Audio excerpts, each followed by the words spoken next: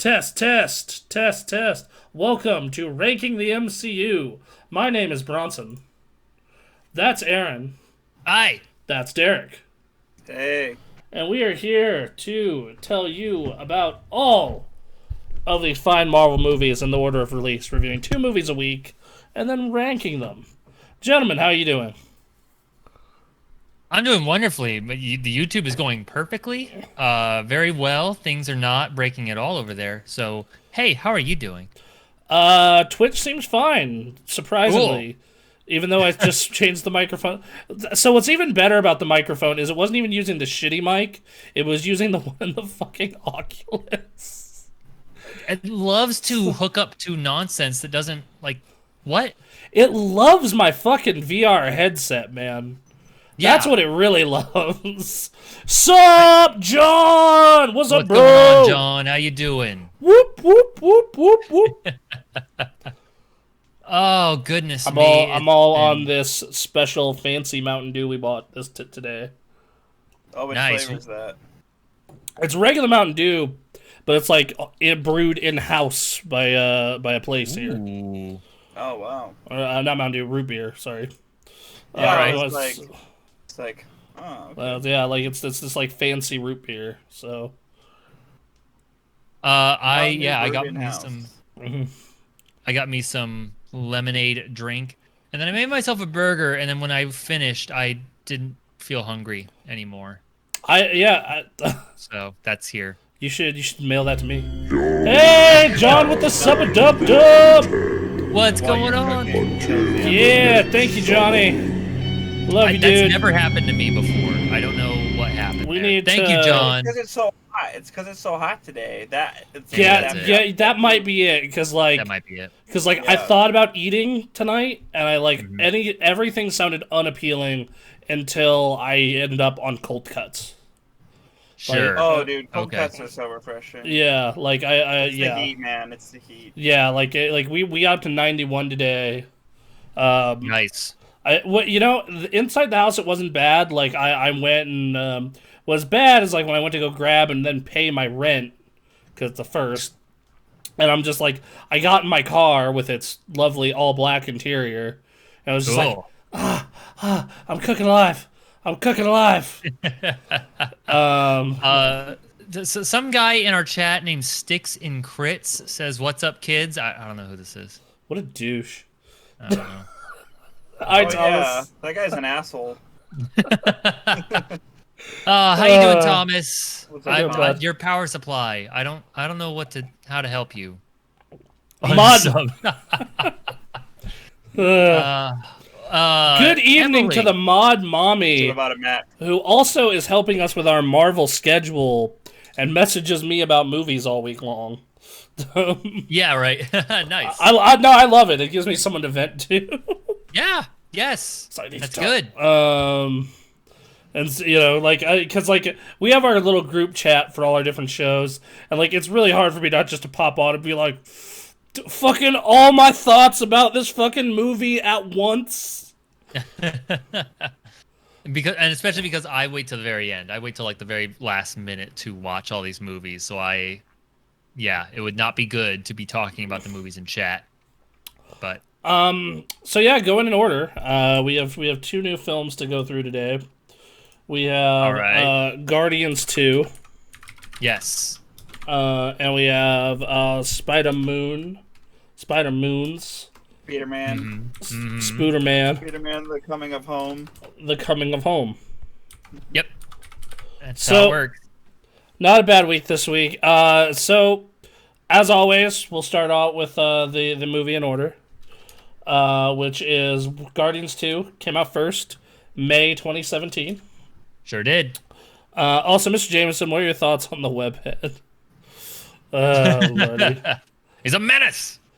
He's a danger to society. I just like that part of the movie where it's like, maybe he was a hero. And then this looks back, he's a thief! He's a scoundrel! Damn you, Spider-Man! Maybe after this is all over, we can and fucking the dude. I just love the fact that guy did such a perfect job. Even Disney was like, "Yeah, of course we rehired him." Yeah. How are you supposed to top that? J.K. Simmons. Yeah. Like the actor they got for that game does a great voice acting job, though. I will say. Oh, he does. He does. Sure. So, J.K. Simmons is a guy. He's also Cave Johnson. He's Cave John. He's a bunch of people. Make life take the lemons back. I don't want your damn lemons. What am I supposed to do with these? I'm going to invent a combustible... I'm going to get my engineers to invent a combustible lemon that burns your house down. If there was anyone I would hire for a cameo video, it would be J.K. Simmons, because that voice is just It's too so good. iconic. Yep. And I've been watching... And I watched through Invincible. And yeah, man, it's real good. Yeah, It was another real J.K. good. Simmons role. Another J.K. Simmons joint was real good. Real good. I'm So... afraid J.K. Simmons was not in this movie. He was not. He was not in. He was not in Guardians of the Galaxy 2, which is what we're going to be doing first.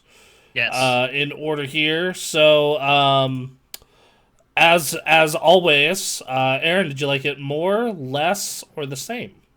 So I did not get all the way through the first time I watched this movie. I just had other stuff going on, and like, unfortunately, the best parts of this movie happen at the end. So I guess I would say better. Okay. So yeah, no, this was. I don't know. It's a fun time. It's Guardians of the Galaxy. And then what about you, Derek? I liked it quite a bit more. Thomas went says up slightly far better for for me. him. Slightly It better. went up Okay. far for me.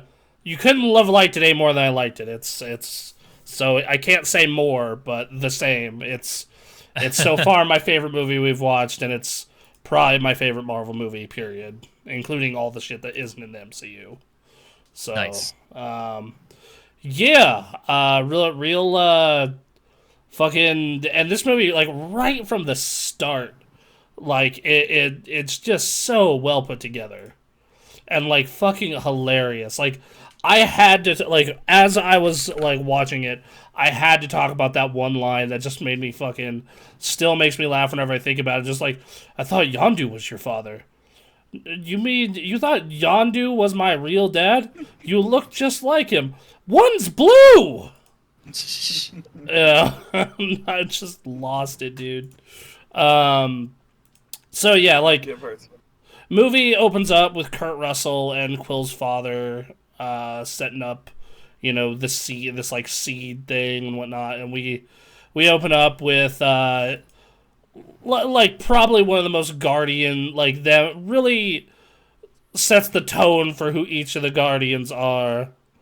Yes. Like, just immediately, just like just in this one brief scene before this fight, it immediately tells you who Quill, Gamora, Drax, Rocket, and Groot are.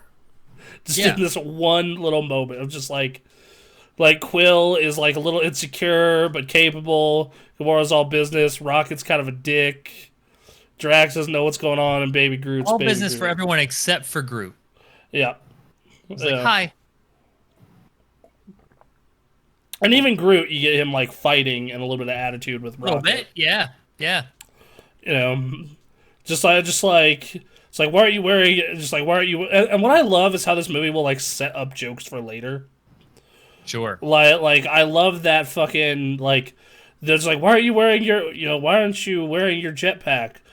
Because it makes my nipples hurt.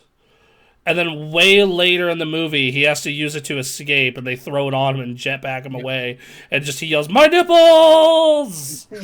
And I was fucking dying, dude. Oh man. I didn't understand why it made his nipples hurt, though. Chafing, bro. It happens, but people get chafed nipples from T-shirts. Yeah, Like, no, like Oh, okay. we had dudes like that on the football team, like the t-shirt and the pad rubbing together when running and stuff. Like I remember that. it happens, I guess. You know. Yeah. I mean, I get chafing on my thighs, bro.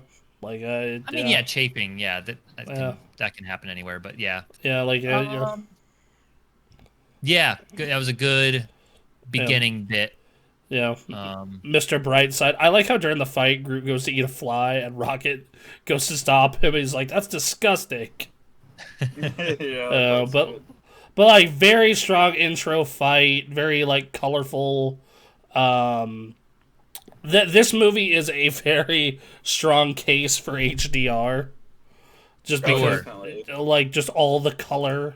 It was during this intro sequence. It was the very first time the entire time we've been doing this. I was like, okay, wait, I gotta move away from my computers. I have to fire up my TV and turn on HDR mode and watch this because I can already tell watching this intro like, no, that's right. There's the God planet later on. There's a whole bunch of stuff. I have to watch this on this TV. So, Yeah. Like very much was like I watched this on the 65-inch in the chair, made snacks, went fucking all out for it. Yeah. You know, like had the turned up the volume so the sub shook the room. Sure. It was real good. Yeah. That's the way to do it. Yeah, so you know they have this meeting with the and it alludes to Peter's background, and we get Nebula caught now and all that good stuff caught up. And then of course fucking Rocket and Drax stole the fucking batteries. I mean, it was Rocket. Yeah, it was all Drax Rocket. stayed quiet just long enough. yeah. So I like when Peter is talking to Aisha, the high priestess, and he's talking to her about the possibility of showing her the old ways of mating. yes, For research. But then Research. he never actually like jumps on the opportunity. He's like apologizing to Gamora later. well, yeah, it's because Because wasn't he even, looked like, at a thing Gamora. yet. I was like, yeah, dude. and it's like even in that with Gamora's like because that would be disgusting. No, The unspoken thing. Yeah. I'm just saying, if That's I a was top- Peter, I would have definitely gone over the research with the high priest. I am actually I had a warm and cozy feeling when I first started going to from the first strong 13 minutes when they make fun of the Sovereign kills me. Yeah. Yeah, no, and then they have the scene inside the the ship and Nebula with the saying Nebula that Drax like it's just like she is not a dancer. You are. You need someone pathetic like you. Like so many jokes in this just hit for me, bro. Like so well. Like I don't know. I honestly, I personally found them a little more hit and miss than the first movie, but that's honestly a high bar.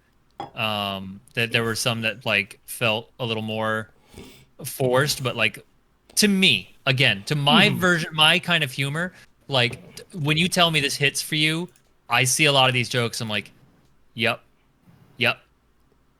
This is some Bronson. Him shouting my nipples as he goes up in a jetpack is like that is a Bronson ass joke. I love it. That's great. Yeah, like it lands for me.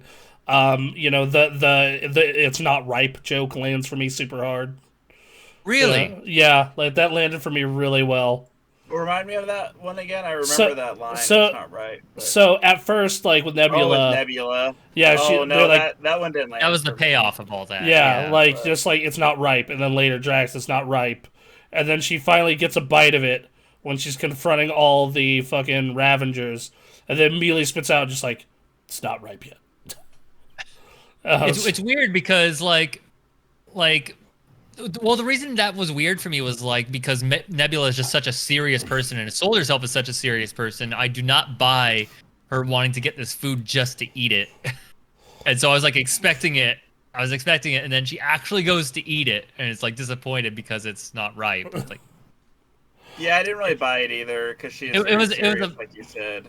It was a left turn, and if you're set up for it properly, like that, I imagine that does hit hard. But I just wasn't. I was like, "What you gonna do?"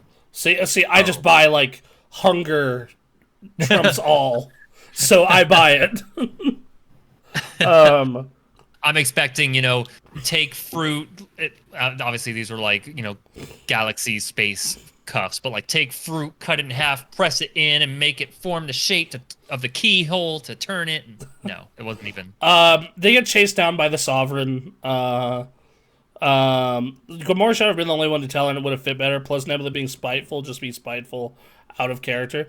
No, Yeah, okay, that I you know totally what? buy. Yeah. This is the same character who, at the end of the last movie, instead of receiving help, cut off her own fucking arm. No, Yeah, Nebula is spite. That, right? Yeah, Am I getting that wrong? No, like that's right to me. Like I totally get that notice. I mean, I don't know about spite, but like just anger at the situation, which leads to spite in situations that otherwise would not call for it. yeah, there's a logic to it. Yeah, yes. Yeah, so okay, yeah. So we get the chase down with the Sovereign, and I wasn't really laughing at the Quill group back and forth, or not Quill Rocket back and forth. Like I wasn't really digging that too much. I was just I didn't dig it the first time, and I don't dig it now. It felt like a weird place, or like Rocket's whole arc. Like I get the arc itself, but it just seemed to have come out of nowhere compared that to always coming off threw the me first off. movie. Well, no, even after the first movie, I get his arc. It's just that I don't get his arc. Like I just don't like the pilot back and forth here. Like in this situation, like I the don't. instigator of the arc, like the arc itself. Like I understand for Raccoon's character growth, but yeah, just the instigator of this was. I'm not a raccoon. Weird way to do it. That you know, like once again, once they land on that planet, I enjoyed the back and forth with Peter and Rocket, like you know him Rocket being more more fucking dick and everything, but like not like this particular instance as the instigator of this. I'm like just like really, dude. I did love how the fucking Chris Pratt hurt me in this movie. Trash Panda. Trash Panda. I did. Like, is that better? No, it's worse. So much worse. It's so much worse. But yeah, like I enjoyed. I also enjoyed how the Sovereign are like fucking all in like an arcade machine trying to shoot. Oh, that's the best. That's the best. Hilarious. That makes sense. And then there's the one guy left, and they're all crowding around him, and they're all cheering him on, and then he dies, and then they're like, "You suck." That was real good. That was very Guardians. Yes. The movie's, Yes. I had a blast watching this movie, you guys. Just Yeah, like they had a complete fun time during that bit. You think they're gonna die, but then as we find out later, EO saved them. It's a little man on right. A 1-inch man. Oh, 1 inch. Rocket's like, it's a little man this big. Well, I don't know. He'd probably be bigger if he was closer. Like, I bet it is the 1-inch man. Oh Lord, just all the stuff on the planet, just like the back and forth there, real good. And then we cut to and then Kurt Russell's character and Mantis land, Eo and Mantis, and then it cuts to what's going on with Yondu. And I feel like this is an important point for later. Yondu is just like by himself with robot hookers, kind of looking down over thing, like being, a lonely dude, like very solemn, like and it like it's good characterization for his growth later and Rocket's growth because we get the pair they pair him and Rocket up later, and there are a lot of parallels between the two.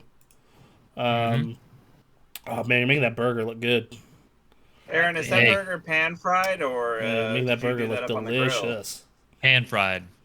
So, very nice. Very good. Hello? Yes.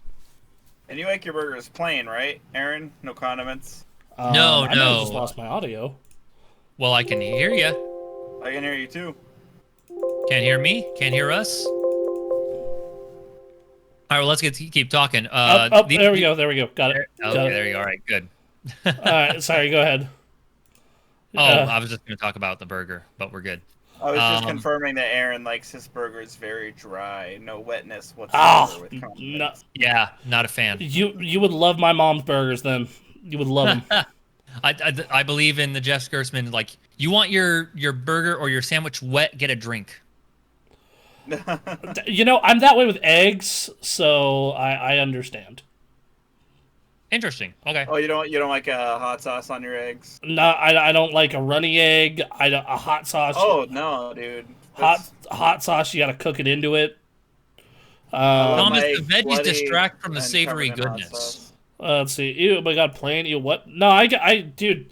Okay, no, this is my burger. All right. Meat, cheese, ketchup, mustard. Boom, done. Wow, really? Yep. All right. If I'm feeling a little extra, I might put some spinach on it. I actually grilled a burger earlier, and that was exactly how mine was. I had the bun, the meat, the cheese, ketchup, mustard. That was it, and it was delicious. Anthony just gets meat. Just Wow. fucking. Anthony just gets meat. Ray just gets meat and ketchup. No buns. I mean, I would hope the buns, but They get some buns. It's called beef tomato for a reason. I don't order no beef tomato. I order. Get the tomato out of here. Get that tomato out of here. I don't want it. Okay, tomato is. I will keep the lettuce before I keep the tomato. That's true. No, I love tomatoes. I like tomato I like sauce. a loaded ass burger. Just sometimes Sure. I don't always load them up, but I like a loaded burger with fresh tomato and grilled onions and all that crap. But sometimes. Hi, it's nice can you just have put a simple- meat in my hand? I've eaten a That'll burger come that back way. for sure. Like I'll cook like a big old plate of burgers for like a barbecue, and then just pull one off and eat it. Mm-hmm. No, I've done that before. Dude, when the meat's fresh, it's fresh. Like what? Yeah, it's like else fresh is off the there grill, to just say? boom.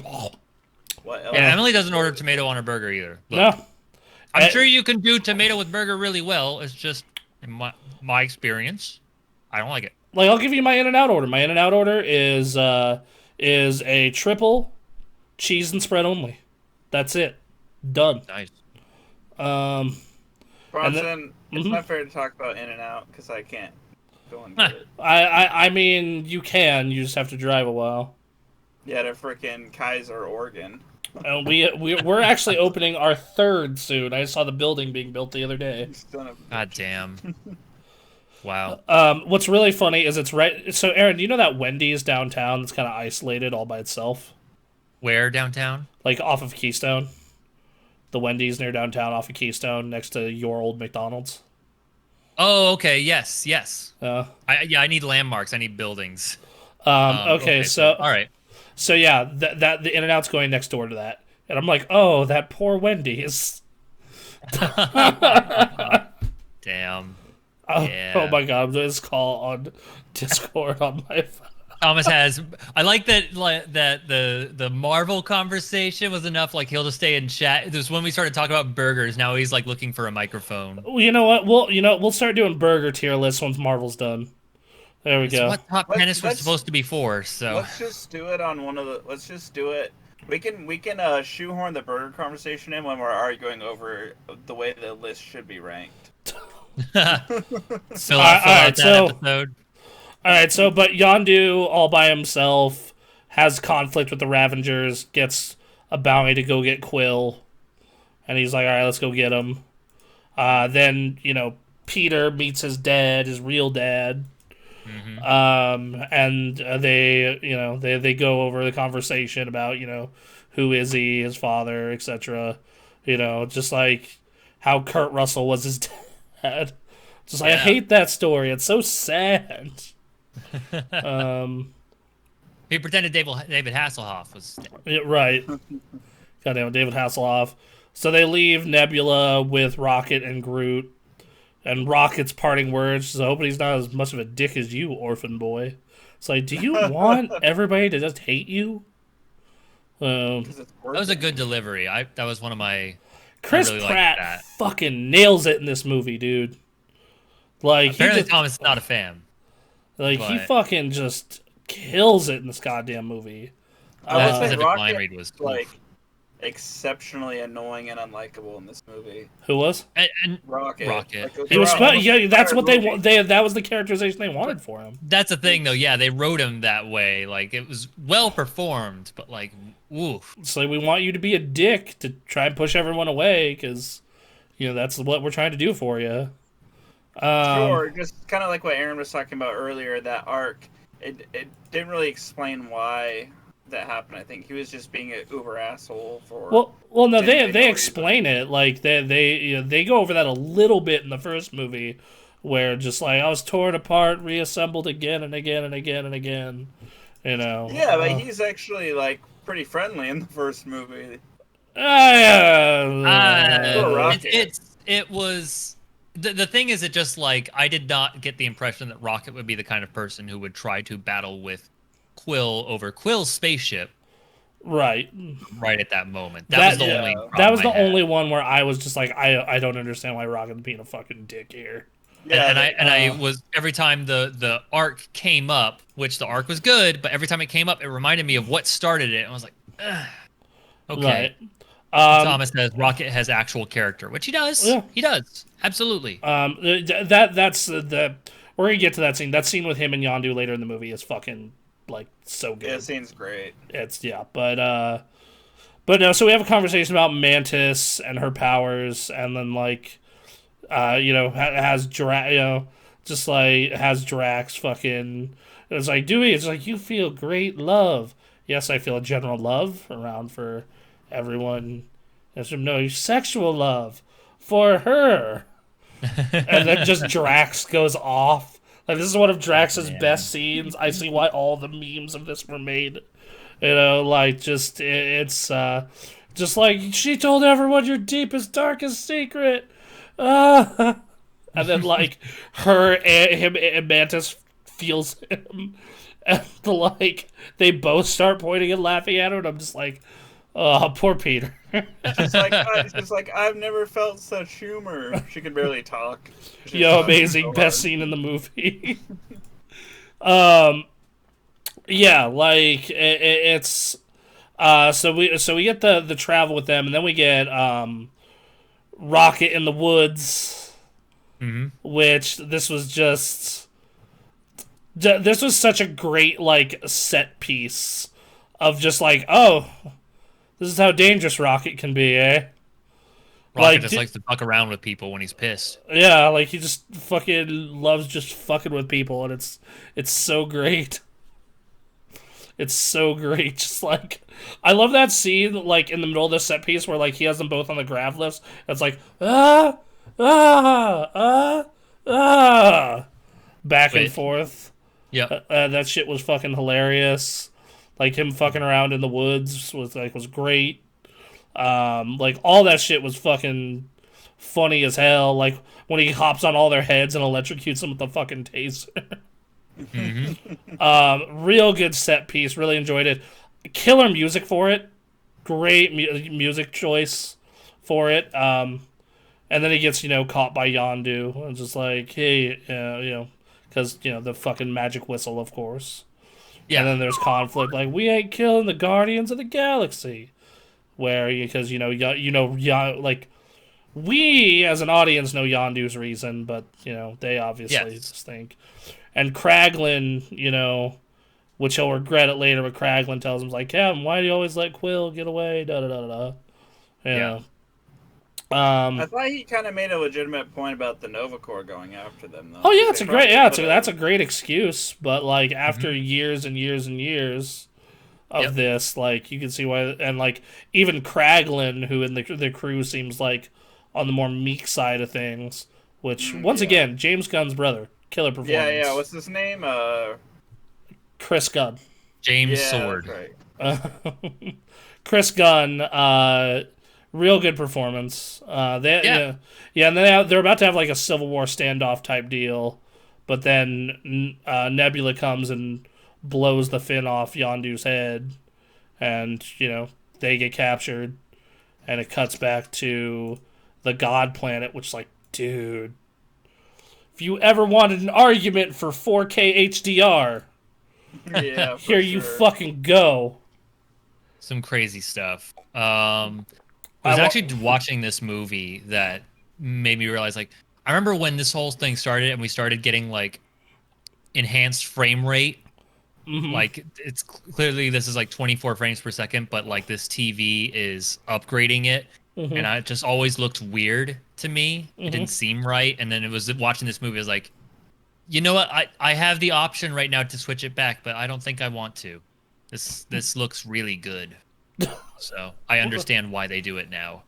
You can turn that off on some TVs. Like my TV. That's what I'm saying. I have the ability to turn it off, and I realized I didn't want to. Yeah, no. So I was like, all right. All that CG, smoothing it out.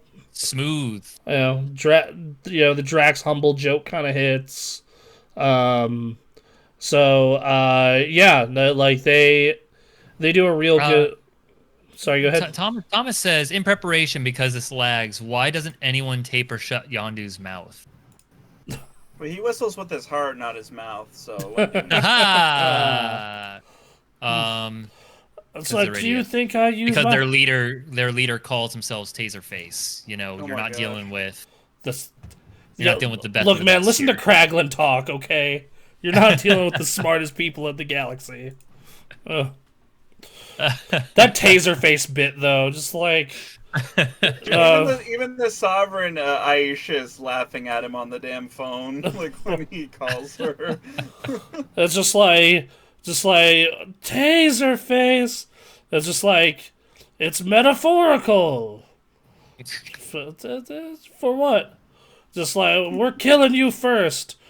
Well, good. At least I won't have to wake up every day as a shitbag who thinks Taserface is a cool name. And I'm just like, fucking Rocket, I love you so much. None of the guy's crew were even behind him with that name. No, like they all like laughed at it as well. Like it was beautiful. It was fucking so good.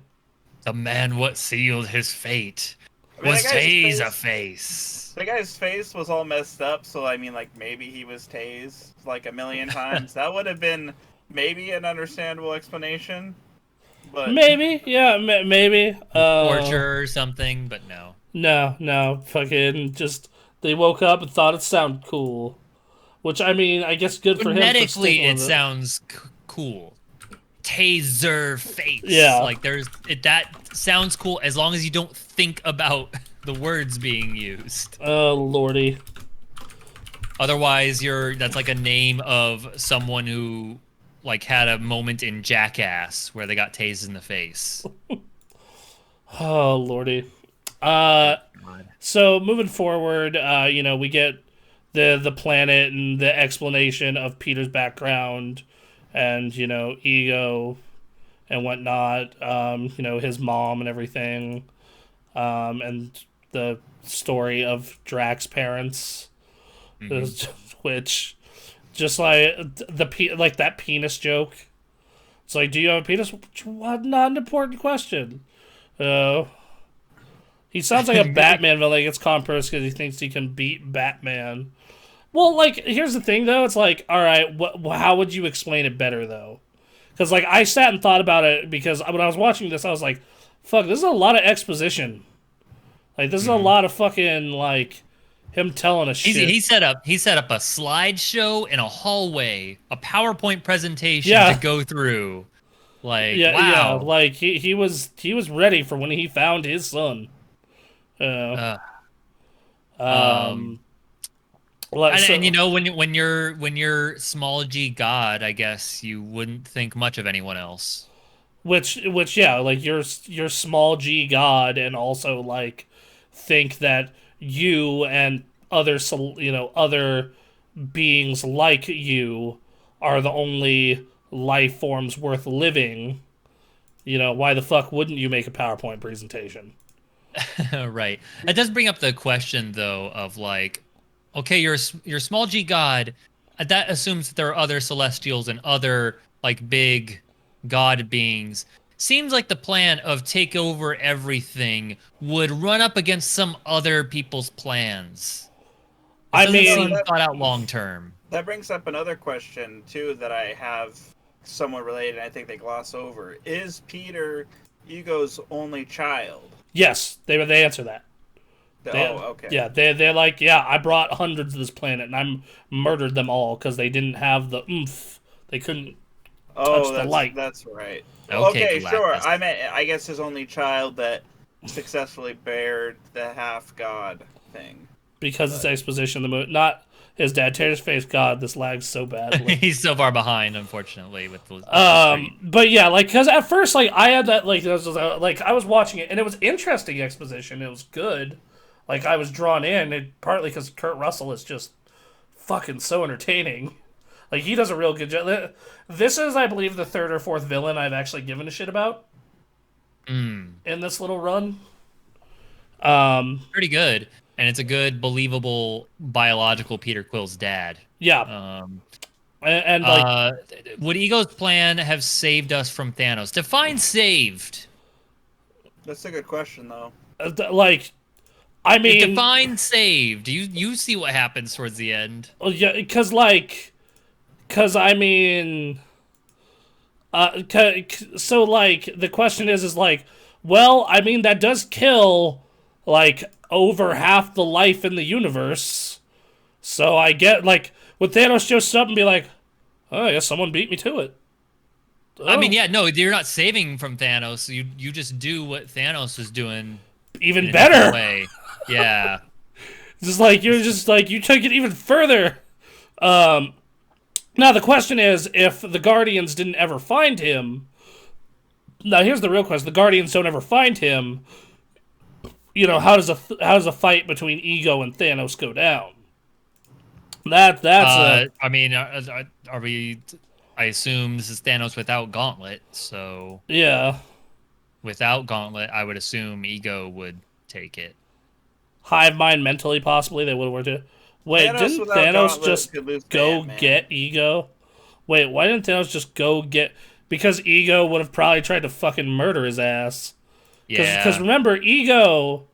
First off, well, one, they don't know if Ego exists or not. And then, even if he does know if Ego exists, like, let's assume he does, you know, Ego's whole plan is, I want me and a person or people like me to be the only life forms around. We are the only biological life worth living. Yeah, he would see himself above Thanos, and so, like, would expect him to die and pass away, not necessary to Ego. Yep. So...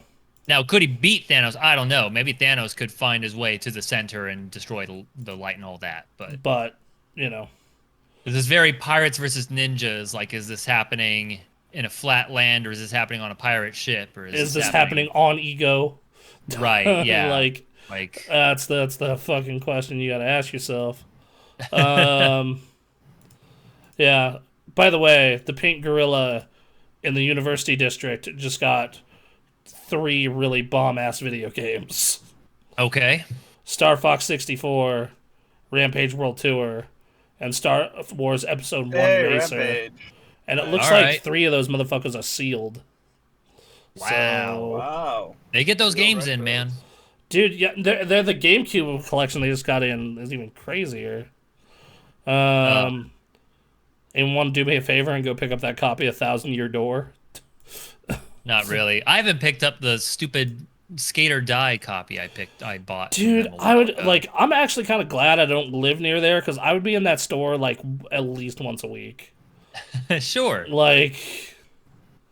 Okay, but what if he had only the Power Stone? Yeah, he's probably getting murked. Like a fucking squish. I don't know. Like, is he fighting on Ego? I would assume. I assume Thanos would want to go to the center to destroy the light so that he can defeat Ego. So at some point. Anyway, back to discussion of the movie itself. So we get that exposition, and then we get, you know, the back on Yondu's ship, where, like, once again, some real horrifying death. Real bad stuff. Like, this is, like, as dark as the MCU gets. Like, fucking look at all these bodies we've jetted outside of an airlock, and you instantly see them die because, you know, all the water instantly leaves their body. Yeah. You know, and you see, and you, like, in a more fucked up way, they pan the camera to what the victim sees as he's fucking dying, and then they linger on him dying in space. And then they pan it out to show you all the bodies. Yep. Yeah, that shot sucks. Yeah, man. Holy shit. Yeah, and then, like, you get the, like, no, Captain, like, you know, you get to see the next one being dragged off, and then fucking Taserface fucking with him, but then, you know, Rocket has his little back and forth with him.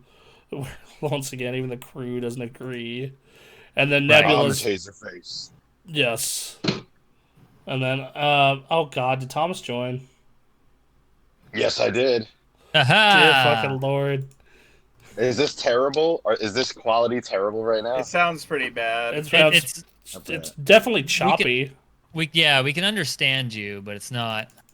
Oh, okay. I'm not gonna ruin the video. I'm You're sorry, doing but okay. Like people would understand you, I think. it's not great. Like I would say it's all right. I'd say Enough. it's passable because we're not doing an iTunes version. Right.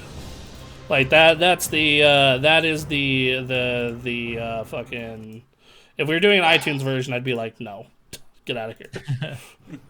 I don't know, Thomas. Say a piece right now. What are your thoughts generally? This way we can test the mic. Oh, thoughts generally is I'm definitely never going to a restaurant with you, Aaron. That is for damn sure. You do not. You know can how to go eat, with me. sir. I'm not ordering for you. What? You I have can't be literally here. been I just to a can't. restaurant with me several times. I know. But I can't be next to that plain ass, well done ass burger. Oh, no one said well done. I Take ordered. that You said back. dry. You said dry. It is medium rare. Okay, well, you said dry. I mean, you can dry out a medium rare burger. I've done it. Dry as in no condiments. Oh. Oh. Well, Yeah. I'm not okay, I well guess. done. I'm not a monster. Yeah, Aaron Holy never said shit. anything about well done. I got your back, Aaron. Thank you. Not well Okay. done. I would have said something against that myself. Oh, lordy. I thought that's what he meant when he said dry, and I was like, good lord. No. A dry No. burger? He just likes them plain. He's just I like, get, he's get just a like, slice of American cheese on it. Put some like Italian dressing or Old Bay or whatever you want to throw on it. Sure, some butter on that boy. Put some butter on that biscuit. sure. Why not? Yeah, no, absolutely.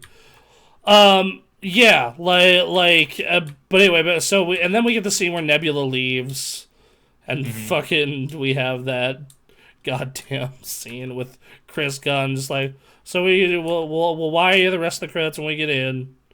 What are you gonna do with it? Just, oh, I thought, and she goes on this like long rant about Thanos and hunting him down. It's like, oh, I thought you were gonna get like a necklace, make the other girls go, ooh, that's nice. To be honest, I thought this was kind of a forced joke, but I appreciated it anyway. I got, yeah, I that I'll agree with you, but it still made me laugh. So I was just like, God damn it, okay. I will accept. So you have that. And then you have Sean Gunn. Yes, it's Sean Gunn, Emily. Thank you. Oh, I thought it was so you have that scene going back and forth, and then it cuts back to the planet where it's like Peter learning the abilities of the planet and all that good stuff, and like how to use the light, and he plays. He didn't Hadouken once. Oh, he's an '80s kid. He doesn't know what a Hadouken is. Yeah, dude. He's you're 1 decade too early, man. I'm sorry. He's got the blue flame in his hands. He mentions Pac-Man, like Yes. No, he does more than mention Pac-Man. Yeah, he does. I'm gonna be honest. When that happens in that fight scene, I was so hype. It was good. I was That was cool. I was feeling it. Got the sound to happen too. Yeah, that too. So, All right. but he has that big moment about his mom. It's like I watched her die. Da da da da. And Kurt Russell comes back with his what we find out later is an excuse / lie.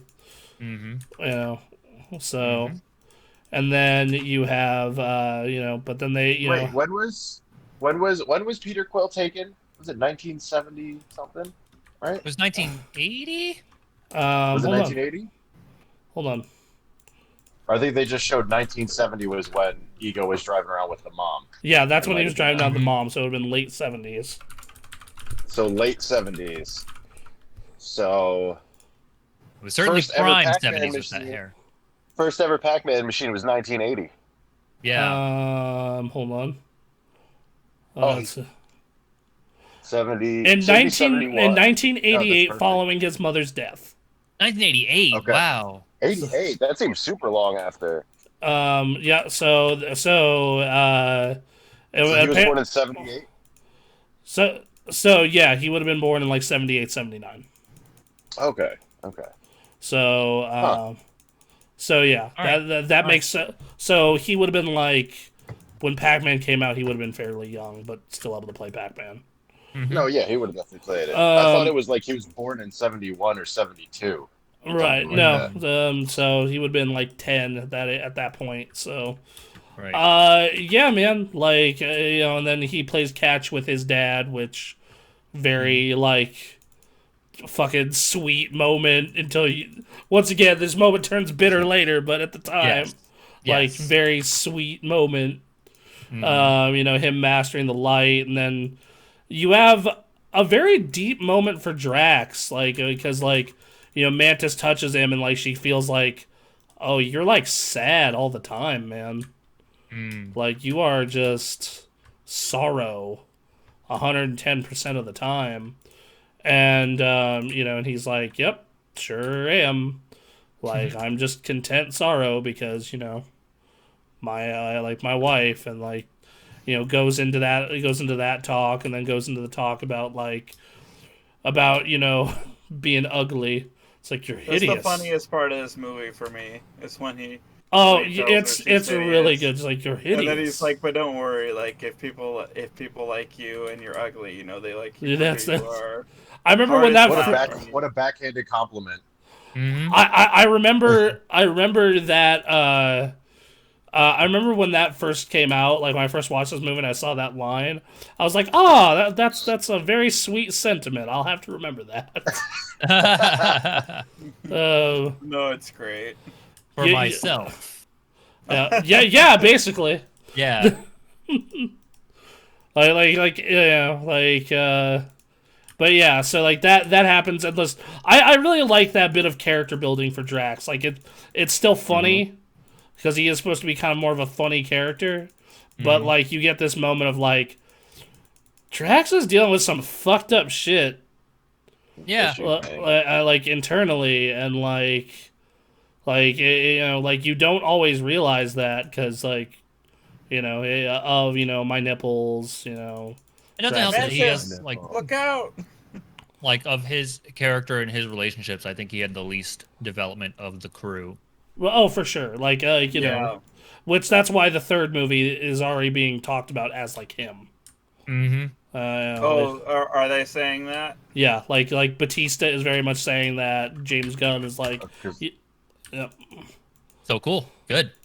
So because he's almost done. Didn't he say something? He doesn't have much. He can't play Drax for much longer. Yeah, he's saying he played as long as he could, but like physically, like him and Disney probably don't have that much more in them. Sure. Yeah. To keep that size, Yeah. Yeah. Right. You look at that man. I'm just like, fuck, dude. You got to be The Rock or like, ooh. Like not only just like the bulk, but the height with it too. Like that's monster.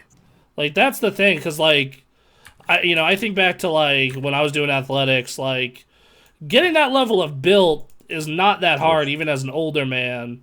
But like combined with the fucking height and like the diet that dude's probably maintaining, like that dude's probably choking down like 5,000 calories a day.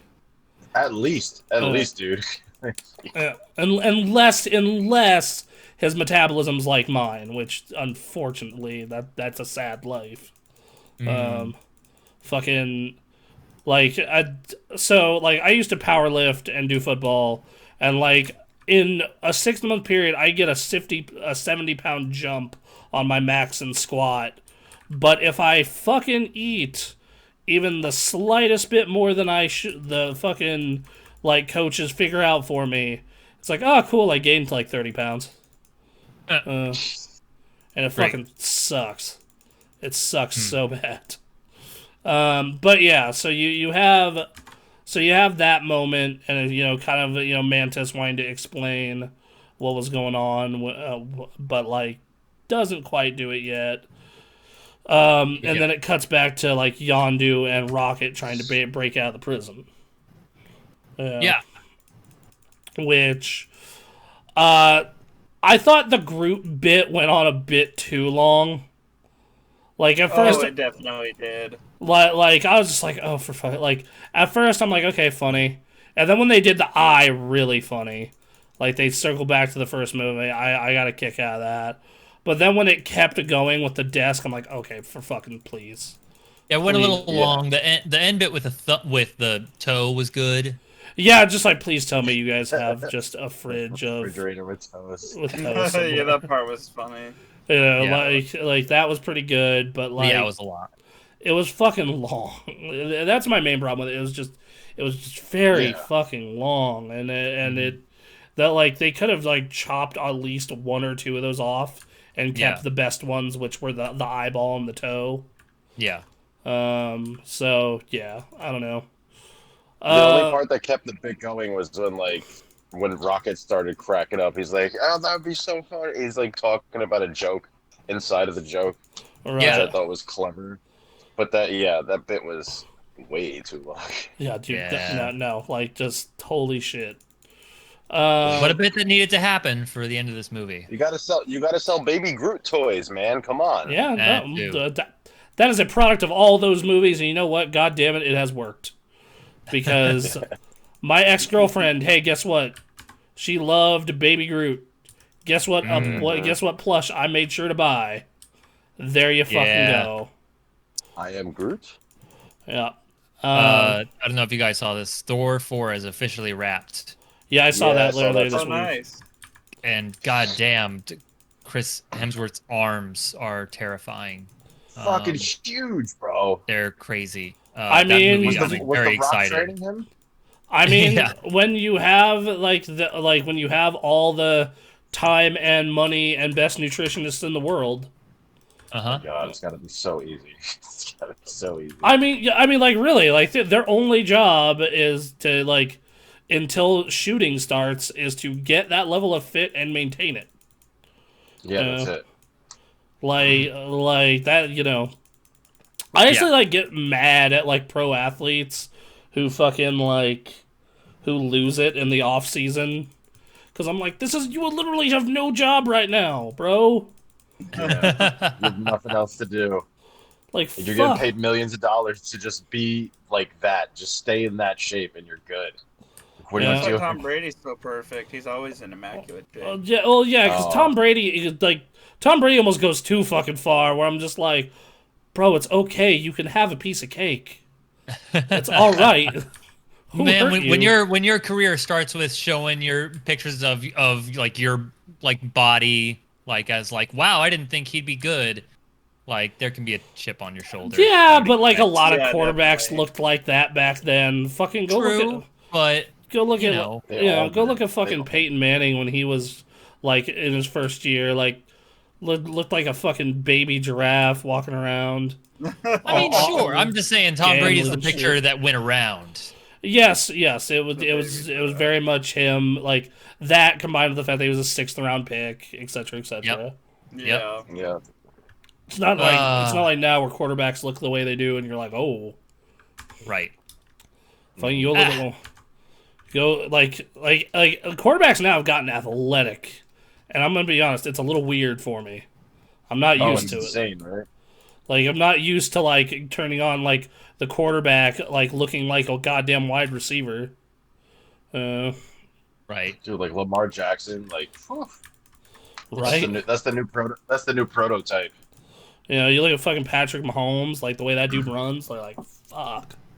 Yeah. Like even like the kind of slow guys. Like you look at Josh Allen, I'm like a decade ago, Josh Allen would have been like Michael Vick equivalent.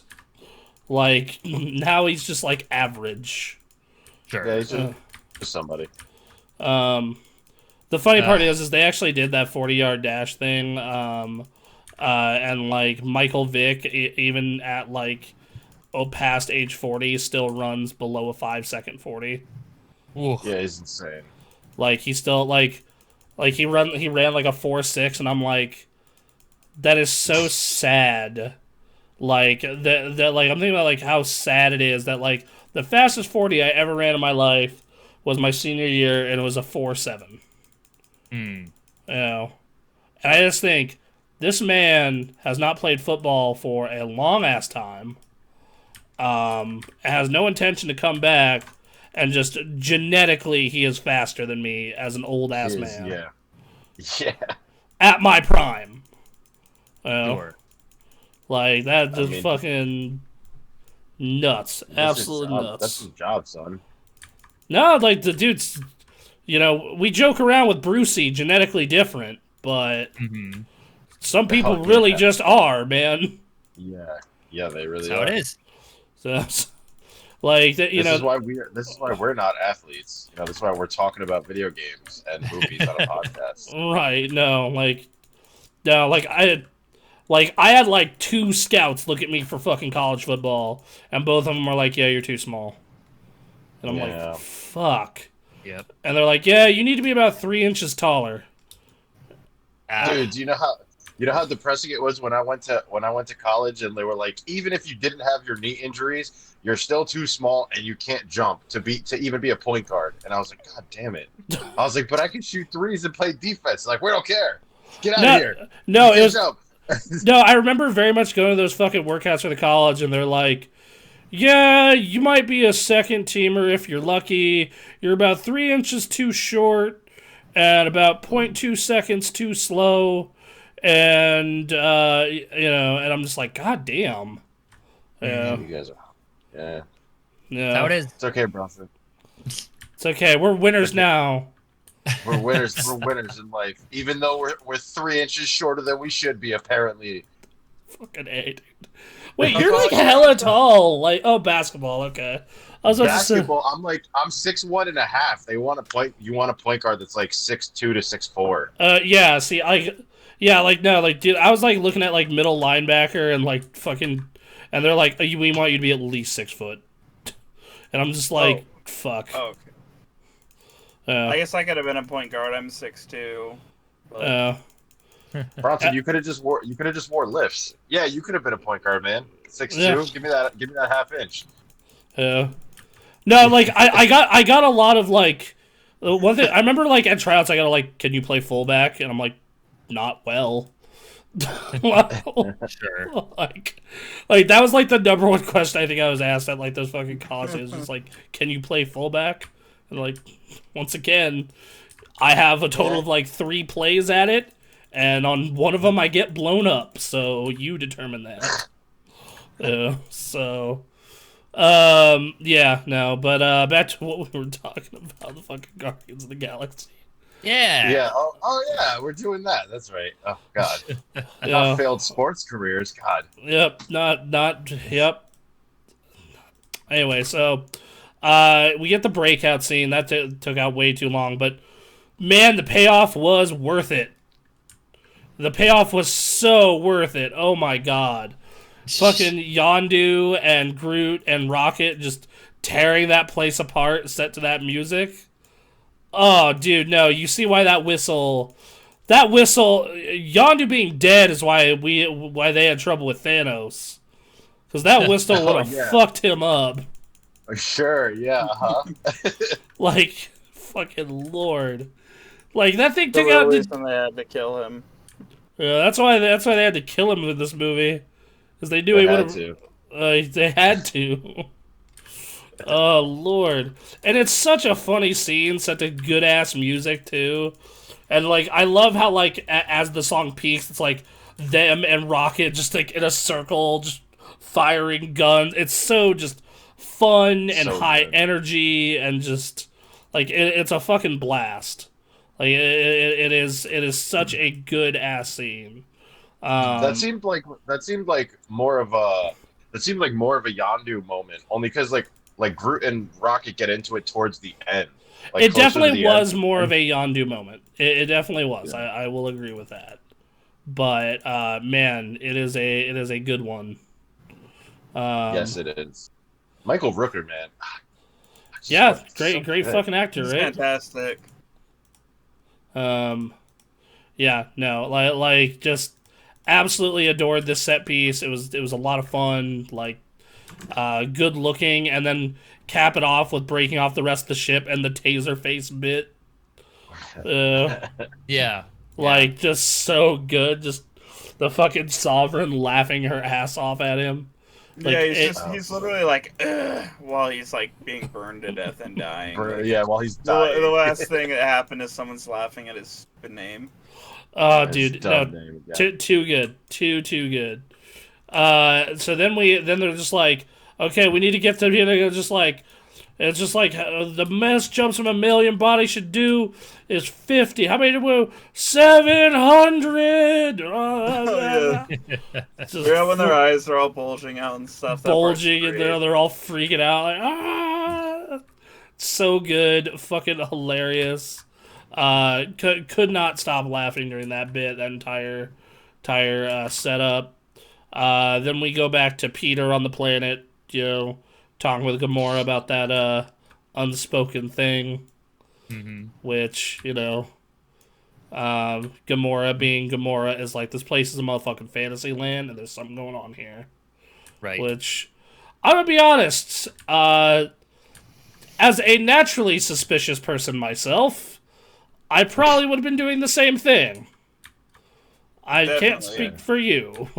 And this was another part that I thought was kind of weird, because you remember originally Peter was highly suspicious of everything, and Gamora was like, kind of being like, like, no, this is a good thing. Right, but all of a sudden their opinions like totally flip, and I'm like, well, what? Peter, I get it, because like he got to play energy catch with his dad, and he's like all smitten and shit. No, yeah.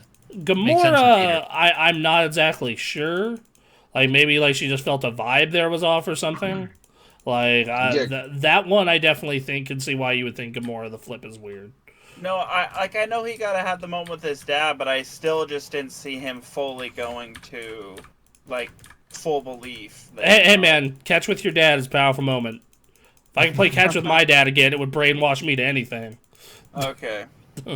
I'm more on the side of, like, I didn't really understand, like, I get, like, Gamora is, like, just naturally, I guess, the smartest one in the group.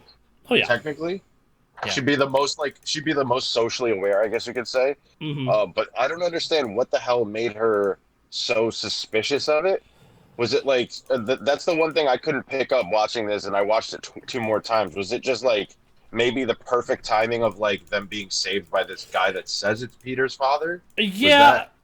I think that's the only thing I could figure out. Was just like, well, if I went to a place and got everything I ever wanted randomly thrown at me and my life saved, I would also be a little suspicious. If it's too good to be true, it ain't. Right, like my dad always said, just like, if it sounds too good to be true, it probably is. Probably is, yeah.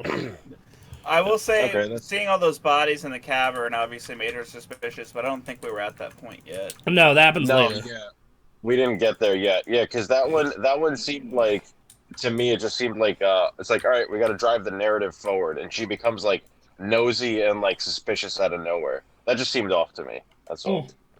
Understandable. Yeah, so then we have Nebula gets to her and starts shooting at her when she runs off after her fight with Peter. And, they have their moment, and, they finally progress their characters forward, which, this is why, even though I enjoy Guardians 2 more than Guardians 1, I think Guardians 1 is a better movie. Okay. Because this gets resolved rather quickly, and it's because they have to, because, it's a 2.5 hour movie. Sure. Like, and that's why, this is a little muddier because of that, and that's why I always say, well, I personally enjoy Guardians 2 more. It has more heart to it, and it develops it brings the characters forward more. I don't think it's a better movie than Guardians 1. Okay. So because if I'm doing my personal ranking, this is ahead for me, but we'll get to that when we get to the actual movie ranking. Yeah, so Bronson, God, number one. Blowing your load so early, man. Just letting people know. Mm-hmm. Okay. Mm-hmm. So they have their conflict, and I do like the way they get around to their conflict and resolve their conflict. We're like, I just wanted a sister, you wanted to fucking win, god damn it. I just wanted to, not be torn apart every day, and you seem to have no concern for that. And then Gamora's just like, dude, I was just trying to survive. I was just trying to live. Just like you were. But, Yeah, that part didn't really resonate with me, because I felt like Nebula was trying to make Gamora feel bad about winning, and she explains later, she's like, I'm just a child, I didn't know what was going on. Like, you can't blame a kid for being good at something and winning. That's like a stupid Well, like, because Nebula was aware, though, and, like, it definitely still carries with Nebula, like, all, you know, that she lost so much, partly because, like, most of her body was replaced because of it, but, like, you can even see Nebula's, like, trauma in Endgame when, like, she beats Tony at fucking paper football, and she's like, I won? And it's like, that part is funny. Like, she, like, freaks out, you know, so yeah, also, I need to move this list so it's not covering, Derek's face. I just thought that would be that's been the case for a while. Sorry. Wow. So we got intruded by a disembodied voice. I think Derek should now run the show because of what you just did to him for the whole time. That's nice. This is not a democracy. Bronson, I would never. If I was elected to run the show, I'd be like, okay, my first thing is giving it back to Bronson. Oh, that's so nice. Oh, thank you. I don't want that kind of responsibility breaking my shoulders and my back. The dictatorship will continue. Thank you. So. Hooray! Dictatorship. God. All right. So anyway, so we get down to the next bit, which is, you know, Kurt Russell explaining, like, well, you're gonna have to leave her and everyone because you need to co-run the universe with me, buddy, right? Mm-hmm. Right. Hey there, right? And he had him until he told him that he killed his mom. If he had never said that, he would have. He would have stayed, but like he fucking flapped his fucking gums. What a smart god. No. Now the way I said that makes it sound bad. Yeah. It's like what do you say? I regret putting that tumor in her head. Like, I hated putting that tumor in her head. Why did you get her cancer, man?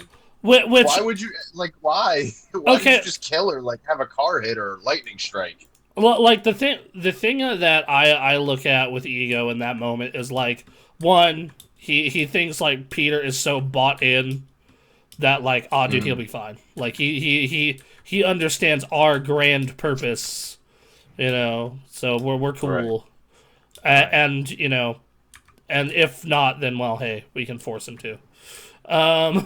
Like, I like how when he tells Peter that, Peter doesn't even really say anything to Ego. He just immediately starts blasting him after maybe like 2 seconds, and then he just immediately pulls the guns. No argument, just straight to the violence. Yeah, no, it was very in character for him. Peter is very impulsive, and it was very much in character. I like that a lot. Yeah. That's the first time that happens. Yep. Right? Yeah, pretty sure. And then the second one was a very important time, and he fucked it up because he doesn't think before he does. Yeah, no, he's a very impulsive person. He goes completely on emotion. You know, so, you know, going for it. So, you know, and then they have that moment of, like, you know, him being used as a battery, but, you know, everyone showing up in time. You know, Mantis waking Drax up, Gamora and Nebula going to him, you know, etc., etc. And then they show up with the ship, but before that, Rocket and Yondu have their moment, like, you're me, you're me, all the stealing shit, all the batteries you don't need, just because you're afraid, and just completely goes off on him and is right about the character, because that's why Yondu did what he did, right? Right. You know, and it's super powerful moment, super fucking, like, that moment, like, just like, I feel if I watched that in the theater, it would have caused it to go silent. It's probably the best scene in the entire movie. Yeah. I would say it's the second best scene, but yes, you are correct. It is in in terms of like heartfelt emotion and good dialogue, Yep. it's pretty good. It's Great yeah. dialogue, moves the characters forward. It doesn't hinder the plot. Like it's a really ideal scene, and Rooker and Cooper crush it. It's Yeah. just like, and you even get the shot back to, I forget his name, his little buddy, his first mate, and it's Kraglin. like he's Crag, and he's like so taken aback, like it just and it's like complete silence. It's like fucking perfect. Yeah, no, it's a fucking, it's a great scene. Like it's like I couldn't think of anything else to say beyond like, yeah, this is how you nail this so hard that like, if it weren't for like another scene from Rooker later in the movie, I would have been like, well, this is probably the best overall part of this whole damn thing. You're talking about the Mary Poppins scene? No, but that is also No, a that's wonderful also good. fucking moment. Is That's he funny. cool? Is Hell he yeah, cool? he's cool. Hell yeah, Mary Poppins, y'all. So they land the fucking mining ship on Ego. And like, okay, we gotta get the fuck out of here. And like, I do like when Peter's having the argument at one point, he does turn into David Hasselhoff. That was really funny. That was That good. was funny. Trying to pick a form that most suits you. Oh That was God, good. That was really good. that was well done. Unexpected. Yeah, definitely unexpected. Yeah, that was definitely one of the funnier moments that caught me off guard with him. Like, oh, that's fucking Wow, hilarious. they literally just.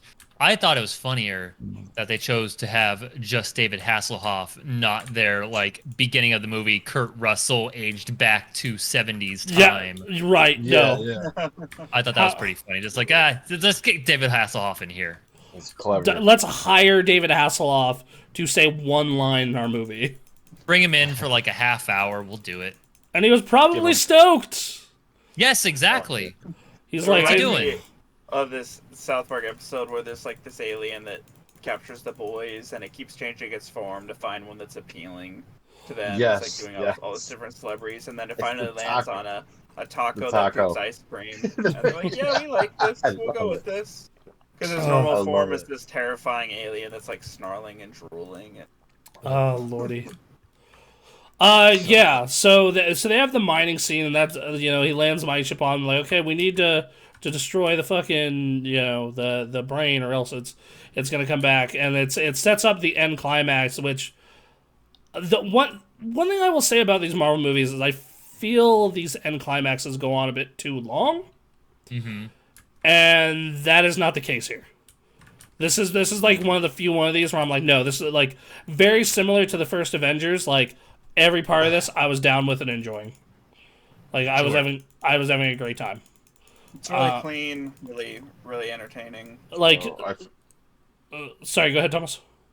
I was gonna say I felt the opposite. I felt like this dragged on way too long. No, like, And it was like go on. Sorry. there was just there was like a few elements of it that like they could have cut back, and it would have been a lot. It just would have been a lot tighter and cleaner. Like I started losing interest and being like, all right, what are we doing again? Like what's going on? Like, Fair enough. I think the one moment that sticks out in my head that like went on for a while, but I was totally okay with going on for a while was when they started looking for Scotch tape. That bit was that part that was was good. Yeah, that was really good.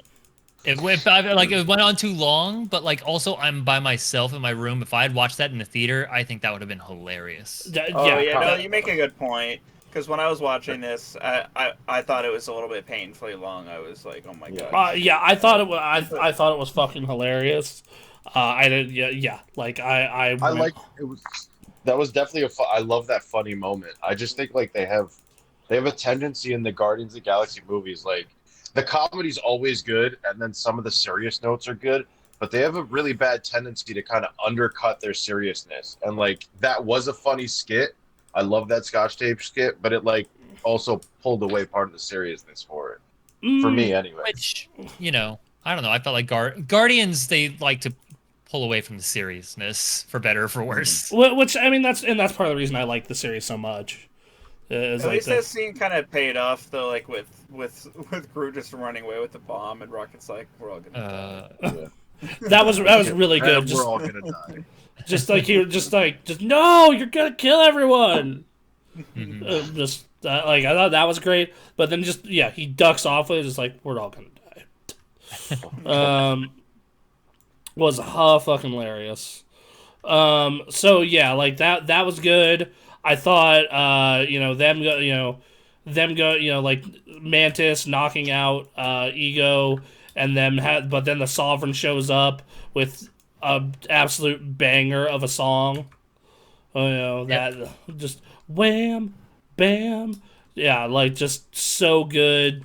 And now it's like this giant race to blow up all the Sovereign, and they do it with that sick ass mining ship move, just like cut through all of them. But then Ego's up. I love the way they wake Ego up, by the way. Mantis, look out! Oh, yeah, no, just out of nowhere. Fucking... Wow, all right. So good. So wonderfully good. Yeah, I really enjoy the chemistry between Drax and Mantis. They set up for them, their bits in the later movies, obviously. Yes, that is a very good pairing that I loved throughout the film. But then we get to the point where Ego's up and he's kind of kicking everyone's ass now. Like Drax and Mantis get ported up, and the my nipples joke, and then Gamora and Nebula are kind of fighting their way up, but they start to get pulled down, and then you have God, what is it? Then you have Peter. Finally, then Yondu gets taken out, but like Peter finally gets the power of the light, right? And you have that fucking Fleetwood Mac song kick in, right? And it's so goddamn good, like goddamn good when that when that music cue happens. Absolutely fucking loved it. So yeah, like that was. So you have that, and then you have and when he finally gets up, and they start the fighting, everyone starts to escape. Like Gamora and Nebula get out, and Rocket gets out, and he's like, Rocket gets out. Well, that's going on. You have that really badass fight scene between the two. The Pac-Man moment. The Pac-Man moment, and then Groot finally detonates the bomb, and everyone's on the ship, and we on do with "Welcome to the Guardians of the freaking Galaxy," and he didn't say frickin'. And then unnecessary cheeky line. They could have said frickin' and it would have been good. But then you get the bonus line after of, "We really need to talk about your language later." Like I view a lot of bombs. Yeah, I think a lot of just Baby Groot's whole thing is like that's for the kids, like, and everything involving Baby Groot, the jokes and the lines and all that. I feel like is very for the children. The kids are here to watch, and yes, that's why I prefer adult Groot, because he resonates with. No one likes teenage Groot though. I don't know, teenage Groot. Watching Peter Quill become dad with Peter Groot. No, it's so great. Groot. I love that. I am Groot. Oh Lord! Whoa! It's like telling him to clean up his room and stuff. All the trees are everywhere. God. What they say? Like, look at the walnuts on this guy or something. Yeah. Like, tree reference. God damn it! Oh Lordy! But no, they do a hilarious job with him. Most of his stuff is like very kid friendly, but I found some of it enjoyable. Like they sell the Happy Meal toys. Yeah, and once again, they got me to buy one for my ex. So good fucking job, I guess. And she loved the character, so mission successful. Yeah, there you go. Good on you, Disney. Selling that merch. Get it. Yeah. I mean, they do. That's what they is about, son. They're all about making that paper. Oh yeah. But yeah, so welcome to Guardians of the freaking Galaxy, and then you had that real, and then you have the moment where Gamora's like, we have to go after him, and then Rocket tasers her, and just like, I can't lose more than one friend today. I'm sorry, which was like super sweet and like some nice like a little bit of character growth for Rocket after that big blow up earlier, right? Yeah. After him being just an annoying asshole the entire rest of the movie. Right. Well, because like Yondu gave him some fucking truth. Yeah. Like you're fucking scared, even though now you have a family, and shut up. that's basically what he said. No, it was good talk. Yeah, he's basically like, hey, shut up. I like earlier when he's saying something nice to Yondu, but then he insults his teeth, and then he's like, "You like a professional asshole or what?" Yeah, basically. Yeah, pretty much, bro. Yeah.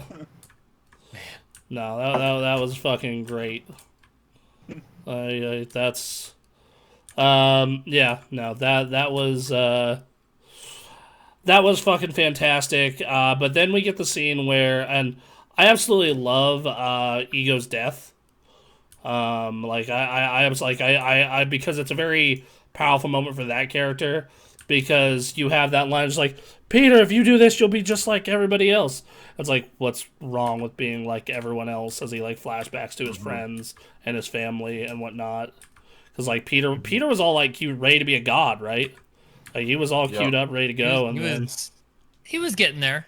He was certainly getting realized there. He was that on the grass track. isn't always greener, yeah. So even if it's godly grass. godly grass, nice. I feel like that was too much of a give up for his character. Like, even though the guy's like, okay, I killed your mother and all this, I feel like he, like, specifically for his character and how selfish he could be sometimes and how impulsive he could be, I felt like that was too easy of a decision, even with the backing of Ego killing his mom. The thing is, though, like, would have been more of a... there is like two things Peter Quill loves in this world more than anything else, and that is his mama and Gamora, and that's fucking it. Yeah. You think Gamora? Yeah. Maybe not at that point, but afterwards for sure. Definitely. So I don't know why that just reminded me of the skit in Infinity War, where they're like, "Where's Gamora? Who's Gamora? I'll do you one better. Why's Gamora?" Oh yeah, no, that part's good. I I still think you should have hooked up with the Sovereign Princess. Yeah. That's what I would have done. I think so. Blows up, and then it's like, okay, well, Peter's gonna bite it, but then Yondu rescues him. And then we have the best scene in the whole fucking movie, which is just a fantastic scene where it's like, but he only has one jetpack and one breather. They got to go to space because what's going on. So it's just like I'm so lucky you're my boy. Da da da da da da. I'm sorry I didn't do none of it right, and it's just the most heartbreaking scene in the world, especially as like you look at like Yondu's face as he's like trying to calm Peter down as he freaks the fuck out, and it's just, oh my god, like I cry almost every time I see that scene, just like that line. I'm so damn lucky you're my boy. It's a tearjerker for sure. And then it just continues with that fucking funeral, which, like, it's a little bit funny, because, like, I used to say David Hasselhoff was my dad. He used to, go around and drive kill cars and hang out with models, and, in a way, David Hasselhoff, Yondu did that too, and in a way, David Hasselhoff kind of was my dad. I thought funny, but also just, like, and then you get to see him get buried with all his knickknacks, and they play that fucking little frog. Yeah, and then they play that fucking Cat Stevens song that just rips your fucking heart out. So yeah, like nah, man, like it's ooh, and then and then like you're like the Ravengers come because they heard about what he did, and they have their little meetup, and Rocket gets his closure because he's like they came even though it fucking they stole batteries they didn't need, and then Peter looks at him, he's like, oh yeah, like yeah he did, man, yeah, we're family. And they like you get closure for everyone. Like even Mantis, like even fucking Drax with Mantis is like, you're beautiful on the inside. like even then, like just and then you have the post credit scenes with Kraglin trying to learn the thing, and oh yeah, that's great. And Stan Lee being apparently a minion of the Watchers. Yeah. Which no, dude, when the whistle thing stabs Drax in the chest, and he's like screaming in pain for like 15 long seconds. Oh man. He just goes and goes and goes. That had me rolling. Oh, dude, funny. Yeah. So, I love this movie. It's not as technically well made as the first Guardians, but it has more heart, and like fuck, I have a great time every time I watch it. It breaks my heart every time I fucking watch it. They progress all those characters in meaningful ways. It's genuinely really funny. I think the action set pieces are great. It's nice to see an MCU movie where the color palette isn't just kind of flat. Yeah, 5 out of 5, son. Wow. Can't say I didn't see that coming. I'm utterly shocked to my core that you gave this. This movie that I've talked about since the beginning as being my favorite Marvel movie. Yeah. And like and people like things with different tones, and this thing just kind of nails the tone of something I would like. Sure. Yeah, that makes sense. Which like I said a couple weeks ago, I remember not liking this movie that much, but when I watched it this time, I liked it so much more. Like so much more, in fact, that I'm also going to award it a 5 out of 5. Oh, whoa! What the? All right. Originally. Oh my goodness. All right, Aaron, what you got? Oh man, it's a good movie. It's a real good movie. All right, go on. And on that basis, I want to give it a 5 out of 5. It doesn't resonate with me some the other 5 out of 5s do. Mm-hmm.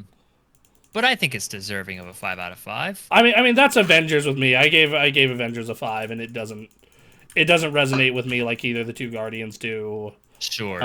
Or Captain America does, but like I acknowledge that it's a well-made, very historically important movie, if anything. Mm-hmm. So yeah, and then Thomas, what you got? Wow. Okay, so I guess I'm gonna be the asshole. No, I want to hear. I want to hear. So I still on the 2 more watch throughs that I did, I enjoyed it. I definitely enjoyed this movie a lot more than I did the first time. I don't know why it fell so flat with me the first time. But the comedy's good. Like the opening, like I said, the 15 minutes are really good. Rocket's great, Drax is great, but it felt like they tried to basically do the same formula which from the first movie, which is not a problem at all because it worked so damn well. But a lot more of the comedy falls flat for me. Mm-hmm. Chris Pratt's performance is like, I don't want to say pedestrian, but it's not good. And he doesn't. And putting him up against or having him work off of Kurt Russell makes him look like an even worse actor. And that really took me out of the story. Kurt Russell is basically exposition machine. which like I understand they have to explain certain aspects, but holy crap, you go from a movie like Guardians of the Galaxy, the first one, to where there was like, I think they only did one thing of exposition to and to this one it's like there's exposition like every 15 minutes or so. It's something around that rate. And then the story just like towards the end just kind of falls apart to me, and it seems like they shift from trying to tell this story about Peter Quill, and it's like very focused with the side characters, they all get their due, to then it becomes like, okay, this is actually a Guardians of the Galaxy movie, and it becomes like you get a little bit from Gamora and Drax and Rocket, and it's just an odd odd tonal shift to me that doesn't really recover. So I gave Guardians of the Galaxy, the first one, I gave that a 4. And this movie's slightly worse, so it's gonna get a 3. Okay. Wow, all right. So all right. we have our list in the right-hand corner over the disembodied voice. So where would we rank it? Where does everyone rank it? I think we should, going with this current list, I think it should go above Avengers. What? Wow. What? Wow. It's way better visually. The technical production, it's arguably more important to the overall story. I remember we're in phase 3 now. I mean, okay, fair enough. That's right, boys. Oh, hey, we got a follow. Zero Hey. Cool, thank you for popping in. But Thanks, I've, man. Being the coolest. I've also seen the Avengers 2012, so many times. In an ungodly amount of times. Guardians 2 is a little more fresh to me. I mean that's fair. Like that, like I, as someone who has seen this movie in particular, like once a year since the year it came out, like I still have a great time with it. I think that my heart says yes, I agree with you. It's number 1. My brain says as a critic, I would put it, I'd put it above Civil War. Is where I would put it. I guess I'm just wondering, why is Avengers still at the top? I mean, I've had that thought every week, but I haven't really brought it up. That's where we agreed. There isn't a better movie that's come out yet that we've reviewed. I mean, I think so, but I've been outvoted on that twice. So I mean, Thor to be doesn't fair though, character is yet. to be fair, Bronson, if I was on that show and you were like, I'm gonna put Guardians of the Galaxy above Avengers, I probably would have backed you with that, because I feel like so we have a show where we redo all this shit later. So there is going to be a show where we can do one more switch around discussion. hard look. But two things. One, Yuko Shiba in the chat says, "What's your token ratio on the channel?" Token ratio? Yeah, what do you mean by that? I'm not entirely sure. Do you mean what it takes to earn tokens? Yeah. It's fairly high. I think it might just be the default, or I might have set it a little bit above the default. I'm unsure. And then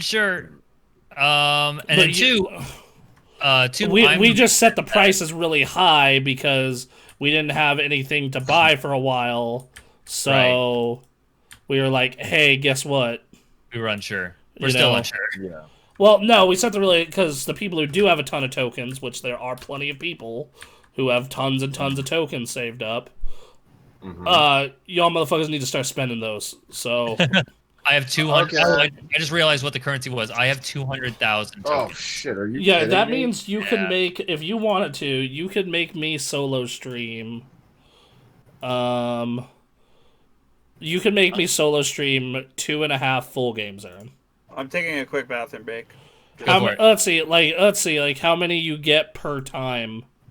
I clicked the button and it gave me 50. So it's probably 50 per half hour, I believe, or Half hour? I'm not sure. It's a fair amount, but it's. Oh no, Thomas just got kicked out. His phone died. Wham wham.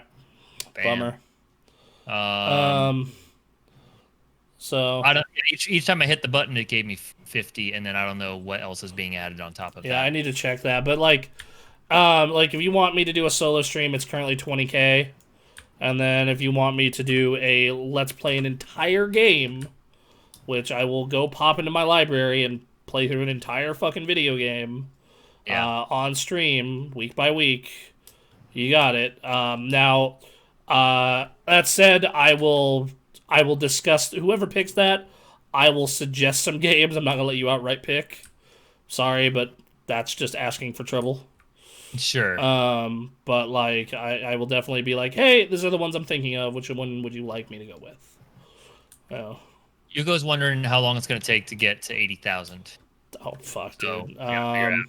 That's a good while, but like then again, so Aaron, you catch every one of our streams, obviously. I'm moderating or adding, a view. So like that's So got me to 200,000. and you're at 200K, so it would probably a year and take. a half into this. So let's say you go to half of our streams, it would probably take you about 3/4 of a year to get to getting me to play through a full game. Also, he wants you to play Legend of Dragoon. That's a good game. It's long though. It's real long. I was thinking what I was gonna look into for my next one is probably Psychonauts. I was currently looking into Psychonauts. I was currently looking into the Metal Gear games. I had some good ideas lined up, but yeah. So here's the thing. Thomas posts in chat above the first Avenger would be my spot, which means 3 people wanted above Avengers. He says above the first Avenger, so he wants it above Captain America. I thought, above the first Avenger. Shit. Okay, all right. Whew. Okay. Here's the thing, and the person who was asking about this is in the bathroom right now, so I'll go over it again when he gets back. I'm the reason that. Oh well, actually, he's starting to come back now. Looks like he brought chocolate milk with him. Yeah, no, I want to see what he got. What you got? What you bring with you, boy? What are you drinking? Some milk. Regular milk. Whole milk. Regular milk. Okay, we were guessing chocolate. Okay. Right. Wow. Drink the whole milk. I drank all my chocolate milk earlier. Damn. Yeah, dude, I love whole milk, and I'm a real sick bastard. Sometimes, like, if there's only 1 or 2%, I'll thicken it up on half and half. But sometimes, if I really want creamy, dude, I will mix the half and half with the whole and just. Dude, okay. The creamier, the better. Dude, I'm good. All right. 2% milk is enough for me. I love whole milk, like 2% but it's not. is fine. Like 2% is great. Nothing against 2%. 1% is where we start. Yeah, 1%. Unless it's like a really nice organic 1%, it's acceptable. But I'll still mix them half and half. Yeah, at some point I'm mixing it with something else. Yeah. Okay, so now that you're back, the reason Avengers is at number 1 is because of me. And the reason for that is that I think Avengers, the movies where they come together from these different franchises and come together, like, has a huge impact for me. And Guardians of the Galaxy got as high as it was because it was another team group. It's just, and on top of that, it is a more well-done movie than the Avengers. It's just that it was with characters that if you weren't on the up and up with Marvel and comics and all that, you didn't know, like, you were just learning who they were. Whereas, the Avengers you have decades of experience. I mean, well, depending on which ones, but yes. I feel like Iron Man in the general public, with the exception of his first movie, people know who Iron Man was. No, I understand all that, and I that was my understanding of the reasoning, and that's why I was saying maybe Guardians 2 should go above, because like you said, like, it's got, these great characters, they're coming together and everything, so it's got the pieces of the Avengers, but the production value's better.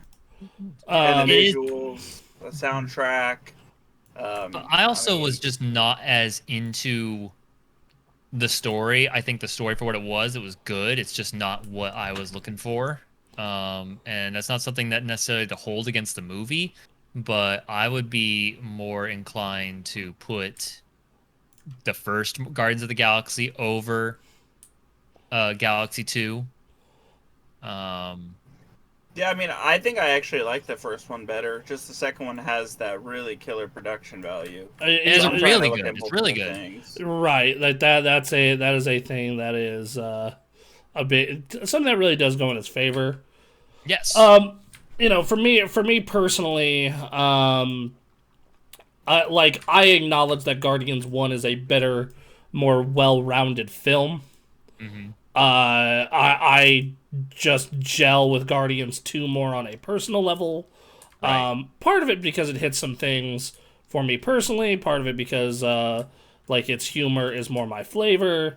There's a bunch of things that go into me really preferring that film over the first one, right? Right.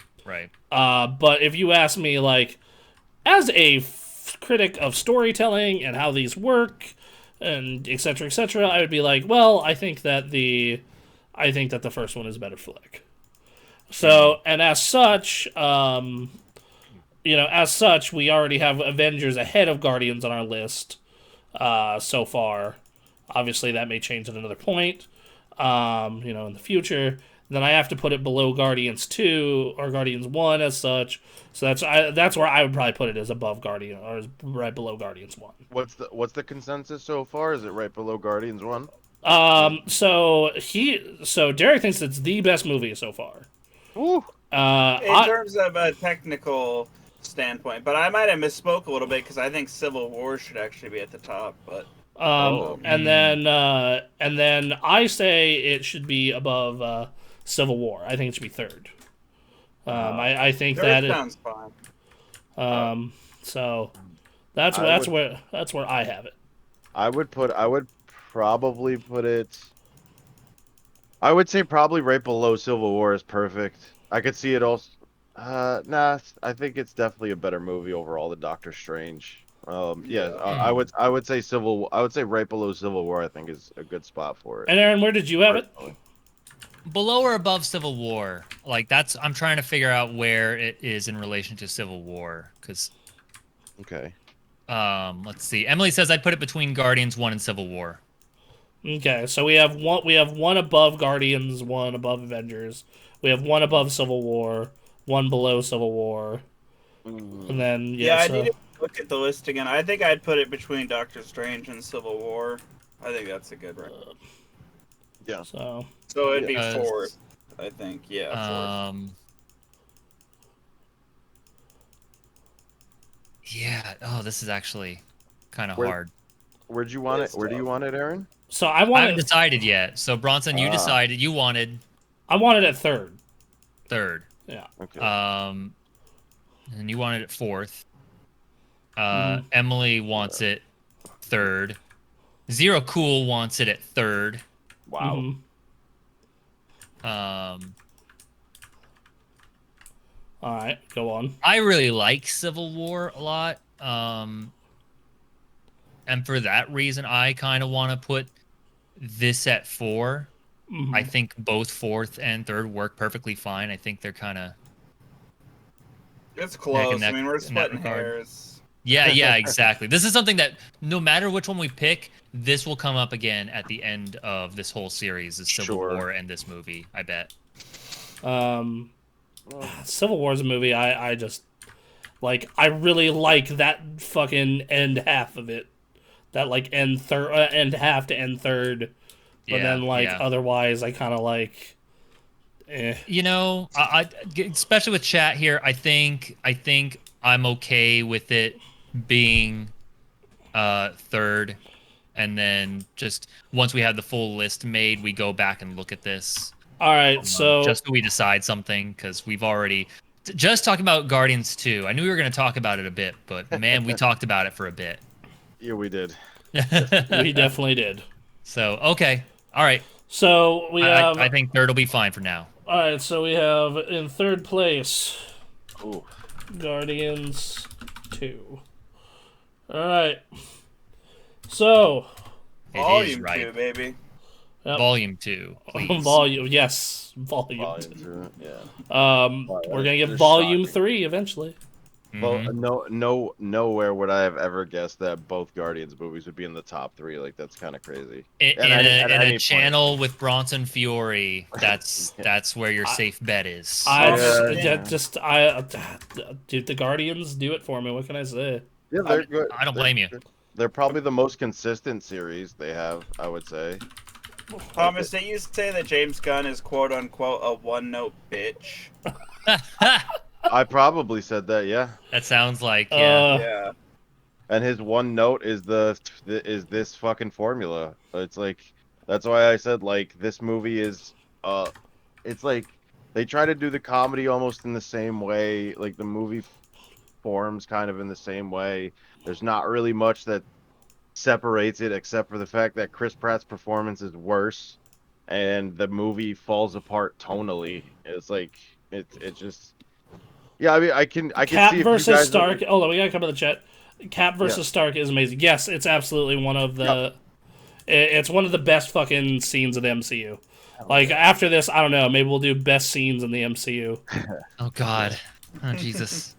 Dude, that'd be cool actually. But yeah. That'd be a lot of fun. I think. I That's mean, if we turn the end of this series into like a 4-hour podcast of where we just do stuff like this, like yeah, I'd be down. yeah. Oh, Okay. I feel like we have to do that. Now Yeah. that- 4 now that hours, you- we gotta have like a 10 or 15-minute intermission. I think. Yes. Oh, we'll have intermissions. Yes. We'll Yeah. do that. We'll do that thing Aaron and I talked about where it's us animated doing the Muppets thing. Yeah. Ba-ba-da-ba, Ba-da-da-da. ba-da-da-da-da. I'll draw us and paint. Yep. There we go. Be done. Yeah. We Yeah, have an artist, man. I know. word. I'm aware. Oh, Like, After a while, I miss my cat. You know, I just gotta tell him hello. get my cat in here. He's a Just boy cat. Yeah. why don't you have the cat with you the whole time? You can't do Oh no, he is very Puppy. vocal. oh, she would tell me yeah. she would very much get loud. that. Okay. Yeah. All right, that's fair. But Shit. yeah, Guardian, like, I could see if you guys would like it personally, like if it does something for you more. But like at the end of the day, I think it's just so apparent to me that, and it's not a bad thing. It's like Guardians 2 is just slightly worse than 1. Previously, like after my first watch ever, I thought Guardians 2 was garbage because a lot of it was like the comedy was so forced that it was pulling me out constantly. Mhm. But it took like I don't know if that says more or less for it, that 2 or 3 watchings of it kind of made it better for me. Hmm. So I think it's just like you catch more stuff. Like this is a movie where when I first watched this movie, I thought it was really good, but it wasn't my favorite. But then after like 2 to 3 watch throughs where I start catching a lot of stuff, I'm like, oh shit, this movie's fucking really good. Sure. Like this movie's even better than I thought.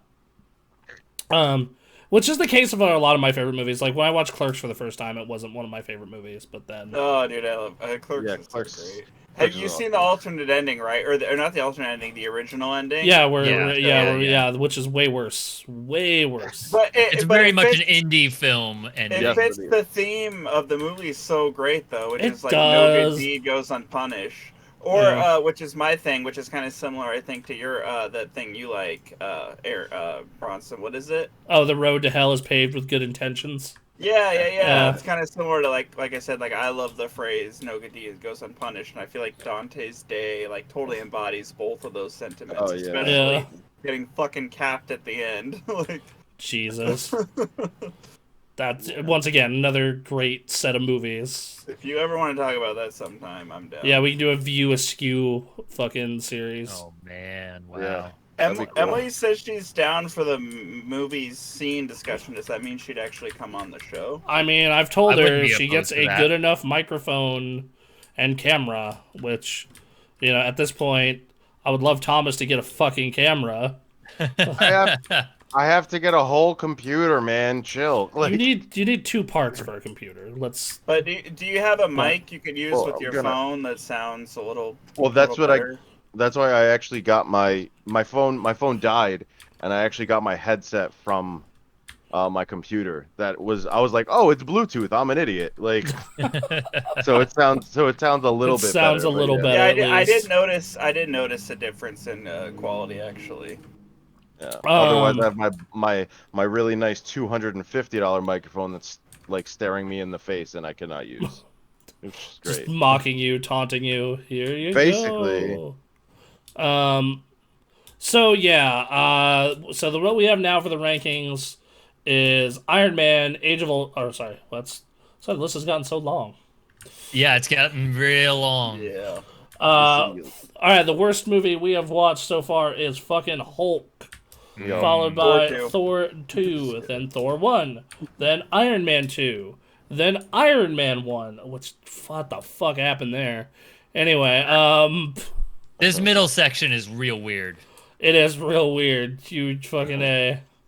I Um, I want to interject something here real quick. Would the list maybe be more readable and make more sense if we broke up the rankings into Phase 1, Phase 2, and Phase 3 movies? no, because like we're trying to Wouldn't get be good to do that for just for readability's sake. Yeah, but Okay. like, yeah. You're right. We need to figure out a way to make this easier to see, and this is why I originally kind of wanted to do like tier list stuff. But I don't know. Maybe we can come up with a visual way of putting these lists together. We can pull this off. maybe that's what we should do for the like the 4-hour episode is get the tier list Yeah. and break It's like break them into tiers. the first Iron Man movie and Captain America: The First Avenger are both pretty good. Like they wouldn't be as low as if they they Yeah, were in their well, own phase, yeah, where it's but a like phase one Again, list. we're But- gonna Like I said, we're gonna probably re-rank at the, end here. right. also ranking this way creates more discussion because it's just Yep. like, it creates just like, you have that good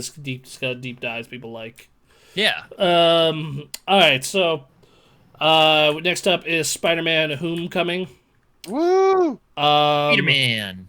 Spooderman. Also, I have so because of the time, what I was going to do is interject where I actually know where they shot the movie at because I just thought it'd be a cool little tidbit. A lot of the shots are far away, are far away, are close to my home.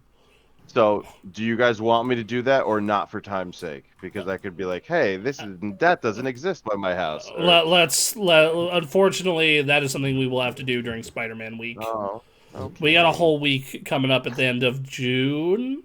That's all about fucking Spider-Man. So, All right. But, yeah. all right. So anyway, back to what I was saying though is so Spider-Man: Homecoming. Aaron, did you like it more, like it less, or like it the same? I liked it about the same. It's here's the thing about the Spider-Man for me is that I think Spider-Man was a teenager, he's in high school, and I think this run of Spider-Man captures that the best for sure. And I don't like high school. I don't like to remember high school. I don't like high school settings and all the needless drama between kids and ridiculous nonsense. And that's all in this movie. And of course it's in this movie. I understand why it's in this movie. It makes sense. But like there's some good stuff in here. There's some real good stuff in here, and I love Spider-Man. But because there's an emphasis on school bits in these movies, it always just like these are good movies. I recognize them as good movies, but I don't like necessarily watching them again. I liked it less somehow. I fucking find that the first 2/3 of this movie, Peter Parker is a bumbling moron, is It's 15. infuriating. Bumbling moron? Yeah, but Okay. like that's like my big problem with it when I'll go further detail. So, what about you, Derek? Did you like it more or less or the same? I liked it a lot less, and that's Wow. someone who typically Spider-Man's probably my favorite Marvel. Yep, same. superhero, and, Yeah. Same. Yep. I hold the Tobey Maguire movies in very high regard. But Also same. this movie, it's really just the Michael Keaton parts that are good, and the comedy with Ned, and the rest of it, I'm kind of just like. Whatever. I think Michael Keaton kills it. Yes. As I said, crazy scenes with Michael Keaton. Yep, in the chat. Thank you, Zero. You are a homie. Yeah. And then Thank you, man. and I think that, like you said, comedy with Ned is great. And that last like third from when he goes to his date's house onward becomes a really good Spider-Man thing. Yeah. But the rest of this movie, for the most part, I find fucking infuriating. Okay. Yeah, Michael Keaton's a fucking amazing actor, no doubt. He's great. He was also Batman. Have you guys ever seen The Founder? Yes, No. yes, I love that movie. Rocks. That Which movie's one? so Which one? fucking good. Oh my god. Yeah, that like if you've ever seen it, it's about how fucking Ray Kroc took over McDonald's. Oh, From yeah. Blues Right. Brothers. Yes. Yeah, Yes. I really like that movie. That was good. Movie's excellent. He was It's not a phenomenal. movie like I expected to watch almost 10 times, but I've seen it like almost Yeah, 10 times. I've watched Oh, it 3 wow. times. I watched it Entertaining. once by myself, once with Stephanie, and then again by myself. Like it's The movie it's always makes me want to go get a damn cheeseburger from that McDonald's, too. Like fucking A, Yeah. dude. You It's great nailed it. It's a great marketing movie. So talk about movies that'll fucking get you going out to McDonald's. There you go. Yeah, for real. I like when Um, he's like not understanding how he's supposed to eat his food because it's like not a drive up like where they Right, bring like it he's to the just car. he's just like, where am I supposed to eat it? Well, in your car, at the park. Wherever you want. Yeah. Like it's like okay. Just so confused. Well, like yeah, think of a world when fucking drive-throughs didn't exist, right? Yeah. Like every restaurant was dine-in or like delivered to your car. Yeah, that was So- cool. They had the people. And some of them they had the people roller skating. Yeah, Yep. We still have one of those here. yeah. Well, Emily Sonic still does mentioned it. Birdman and Spotlight. I Yeah. have the Birdman movie. I've owned it for a few I years. have Still haven't fucking. watched it. I keep meaning to watch Oh. Birdman. I need to Oh, watch it. Birdman. Spotlight's great. It's on Netflix. He's That's solid what we in should. that, We should too. just start reviewing movies we haven't seen yet on here. Word. Birdman's a great movie. No, Holy I need to crap. watch it. It won some Alright. Oscars, didn't it? All right, so and then I think it did, and then Thomas, what about you? Homecoming, less, more. Homecoming actually got better for me. I originally liked this movie. Just watching it more showed like Is it more because of it the takes place in details. Queens? No, I'm okay, joking. so hear me out here. Actually, partially, but only Okay. only for the fact that Tom Holland, and Michael Keaton, and most of the class in general actually represent Queens very well. I think they do a really good. Like they're believable as people that are from Queens or Okay, live in Queens. Like it's really good. fair enough. Fair enough, yeah. man. Yeah. Alright. There's just more details. Keaton's great.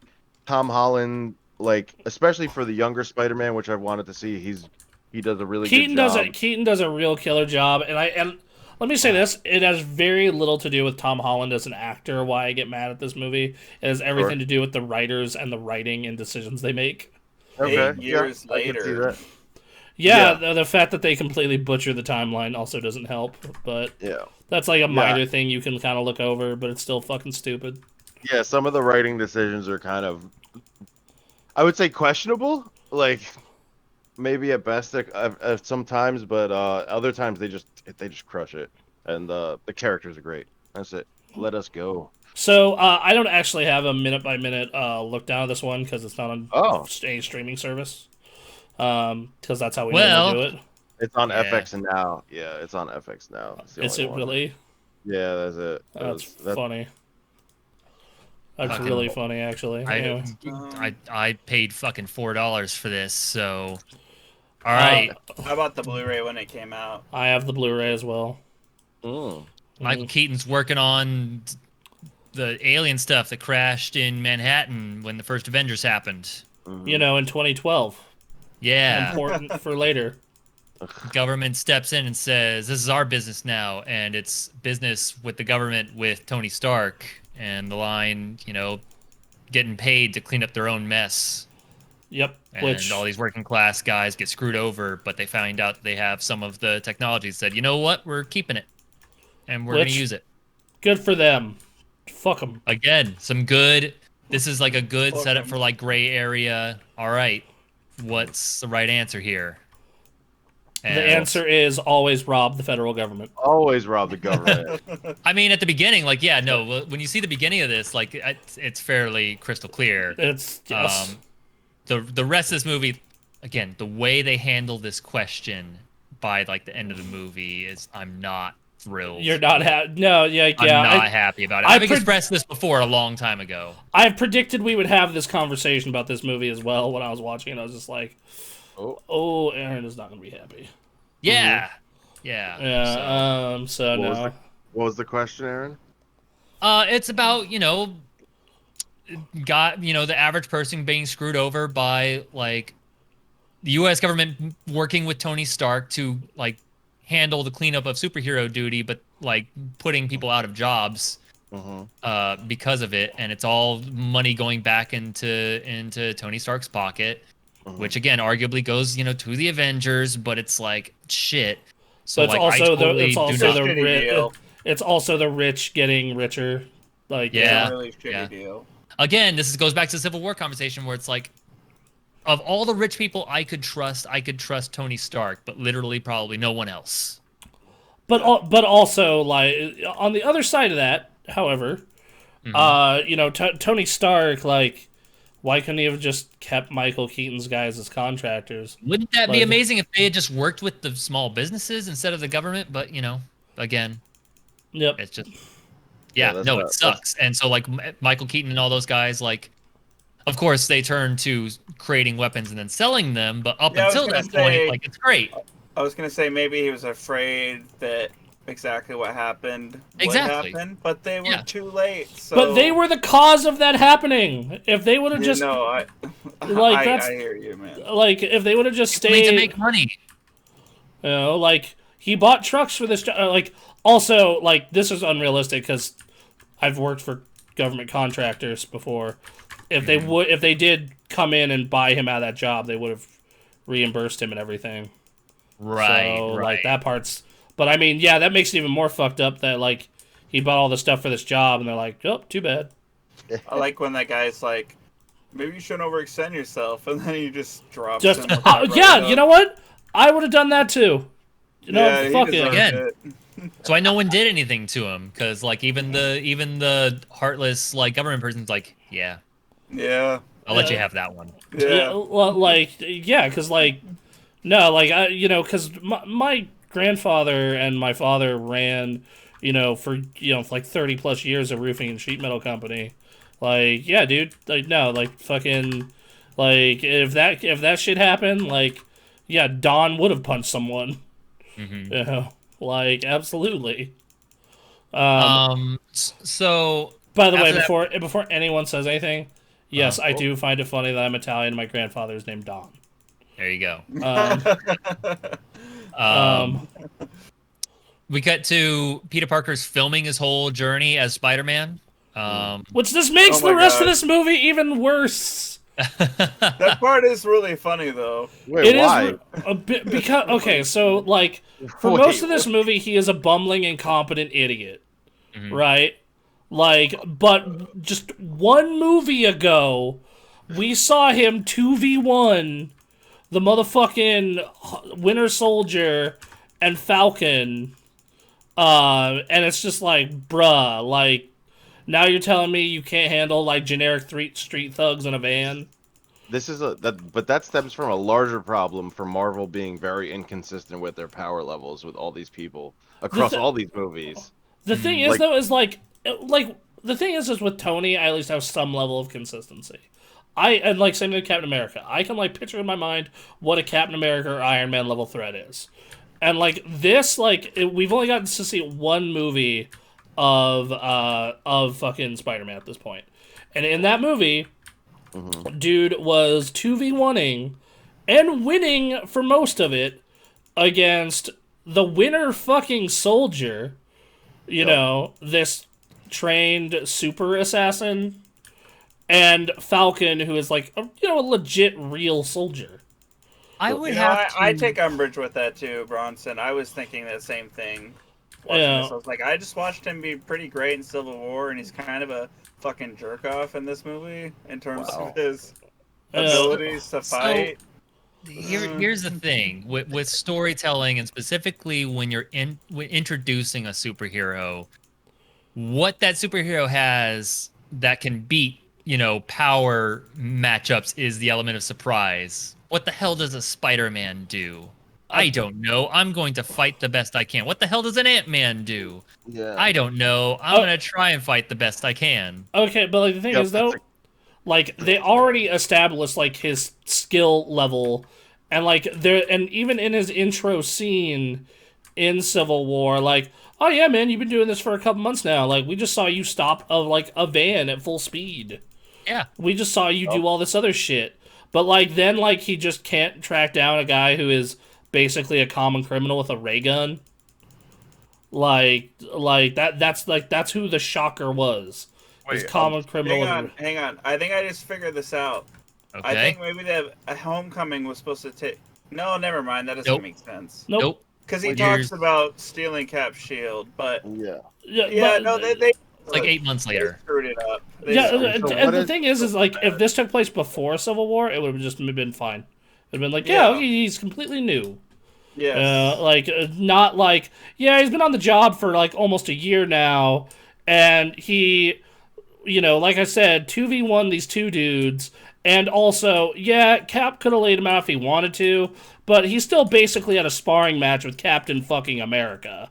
Sure. Okay, so I understand where you guys are coming from in this thought, but Aaron also made a good point with the surprise attack almost. They have no idea who this guy is. They've never fought him before, number one. And number two, you also got to remember who builds this man's suits. You don't think that Spider-Man was briefed? And he even says that specific line when he's fighting Cap. He says, Mr. Stark told me to go for your legs. Right. So Spider-Man has clearly been briefed on how to fight these two. Also, Stark would have contingency plans, just like Batman. If any of these guys go rogue, he's got that backup plan. He knows exactly how to handle each of these people. Right, but like here's the thing: if this was like a super, like once again, I take no umbrage with the way he got his ass beat by fucking Keaton's character. Like I have fucking it makes sense the Vulture gave him the hands, but like that dude's in the van. I'm like, this dude just aren't they dudes with a van with like a crazy gun? With like a fucking laser gun, like it's just like element of surprise. Like it has a powerful effect in storytelling. But like whether it's realistic or not, But like he knew they had some sort of super weapon because that's how he saw them. Mm-hmm. So my question directly for you, Bronson, is because we had a slightly similar conversation about 2 weeks ago about the inconsistency of Falcon and Winter Soldier in the TV show as opposed to how they've been portrayed in the movies. Okay, so I will have to be reminded of that conversation. Do me a solid.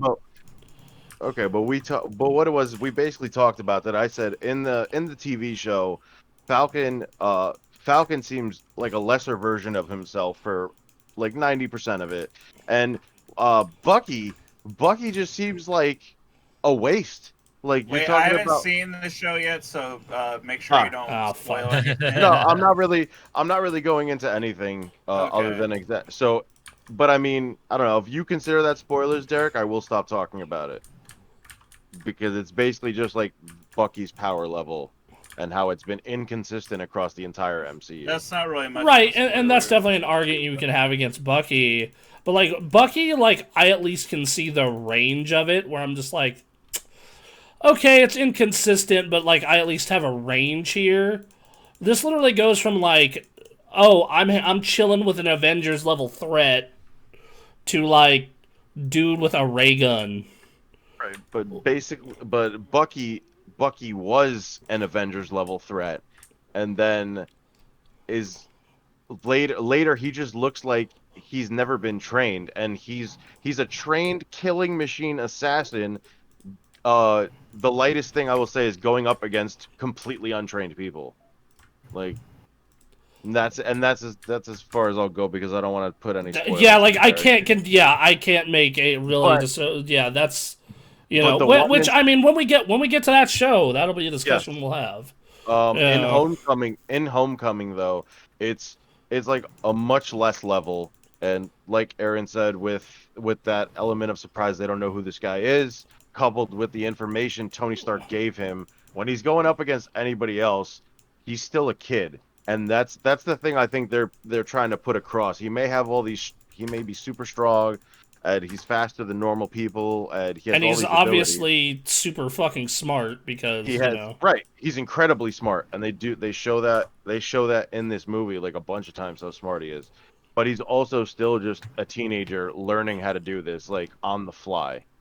So they're trying to do the origin story aspect without having to do the origin which I fucking just was just like, dude, I get that the general public is tired of it, but it's fine. Like it would have been fine. In fact, Anthony and I both complained that this movie at no point says the line, and we all know the line. Oh Yes. yeah. Spiders make my butt itch. We all know it. Well, No. Yeah, There's they another replace thing. it with if you're not without the suit, then you shouldn't have it. That's what they replaced. right, Yeah, which was good. I think that works. And I mean, obviously, you don't want to go through that entire sequence again, but they basically just did a much better mentor for him, and I think it worked. I like Stark as Peter's mentor a lot. I do like that. their team a lot. I don't like how like obsessed he is with joining the Avengers. The point of when he's even just like, fuck college and possibly high school.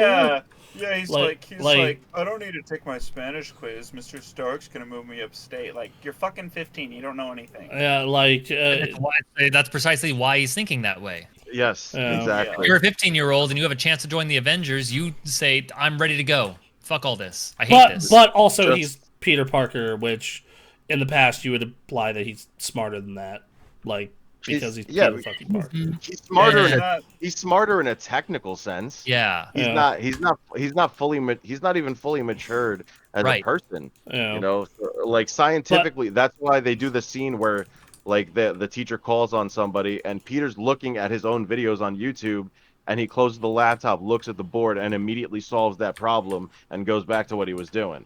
Like, right, but like going back to the power scaling thing earlier is just like you can say that those dudes had the surprise, but he saw the reason he went over there was like he saw explosions from miles away. So yeah, but that's not like a specific understanding of what's going on. No, but you're like, okay, these dudes probably have alien tech big enough to cause those explosions. On the way there, I should probably get a game plan ready.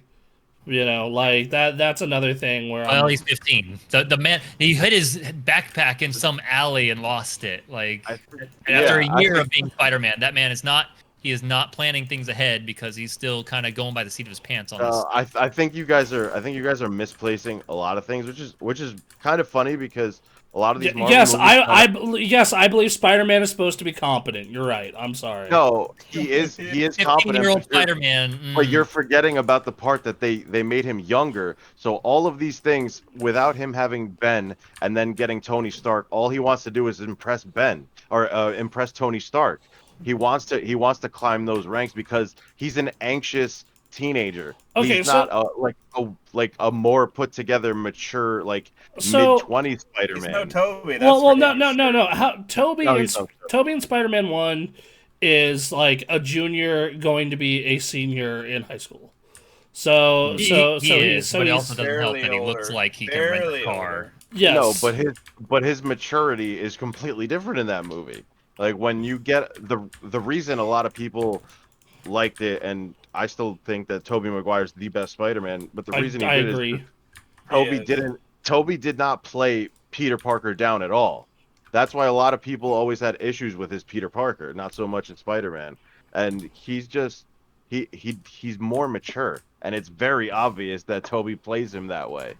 Yeah. So you're I don't taking know anyone having issues with his Most people I know actually are the opposite here. They have issues with his Spider-Man. Oh, that's odd. I've heard that so many times from people. Like they don't like his Parker, which I love his Parker. I thought he did good for both. Yeah. I thought he did good for Toby both. is perfect and immaculate in every way when it comes to Spider-Man. Zero comments.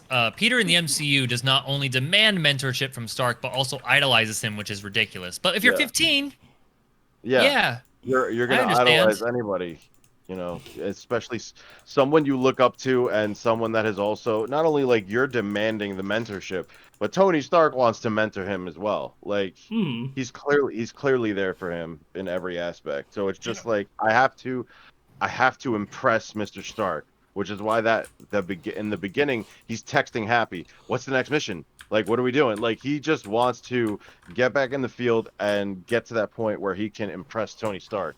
And as a child, especially I would assume with one who didn't grow up with his father and also lost his uncle, that would be a huge emotional trigger for that person to chase that. That part I agree with. I think that it goes a little too far with it, but at least I understand it with that one. Zero's comment made me think of something real quick. Wouldn't it have made more sense if Captain America was the one mentoring Spider-Man? Because I feel like their morals are so much more in line than Iron Man, because he's all over the place. He's not always the good guy, or he's not always caring about everyone else. He's a very selfish prick a lot of the time, and Peter's not like that at all. And they're both from New York. I could totally see him teaming up with Cap more than. Cap's all about the fight too. Like that's his life. What seems to be the thing of the most recent Spider-Man is like he's supposed to be both of them. Like he's supposed to be the combination of the two. Like you get the best of both worlds. Cap's morals and whatnot with Tony's like technical know-how and whatnot. That makes sense. So, I don't want to start talking about Far From Home, but we're talking about him being incompetent, and he is incompetent. He doesn't even like try to figure out really how to use the Edith glasses, and then he just like leaves them lying around like he's a fucking moron. We'll get to that movie.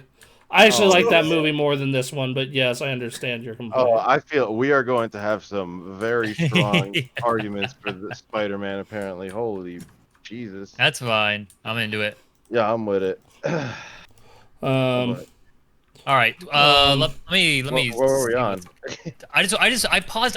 We're still in the fucking first minutes of this movie. Sure. We're gonna speed ahead a bit, but like, I just wanted to say one thing that people like to complain about, like Iron Spider, like because this is Spider-Man tutored by Iron Man. Like, I don't necessarily have a problem with that, but I am a little bummed that like the modern design of Spider-Man, the design of Spider-Man we know and love, is basically designed by Tony and just decided for Spider-Man. He's like, well, that's cool. All right, sure. Yeah, it's kind of that is lame. That's a good point, Aaron. I didn't even really think about that, but yeah. I didn't think about it until I just paused it on it just now. I was like, oh fuck, he didn't even get to say that is lame. There's a reason for that.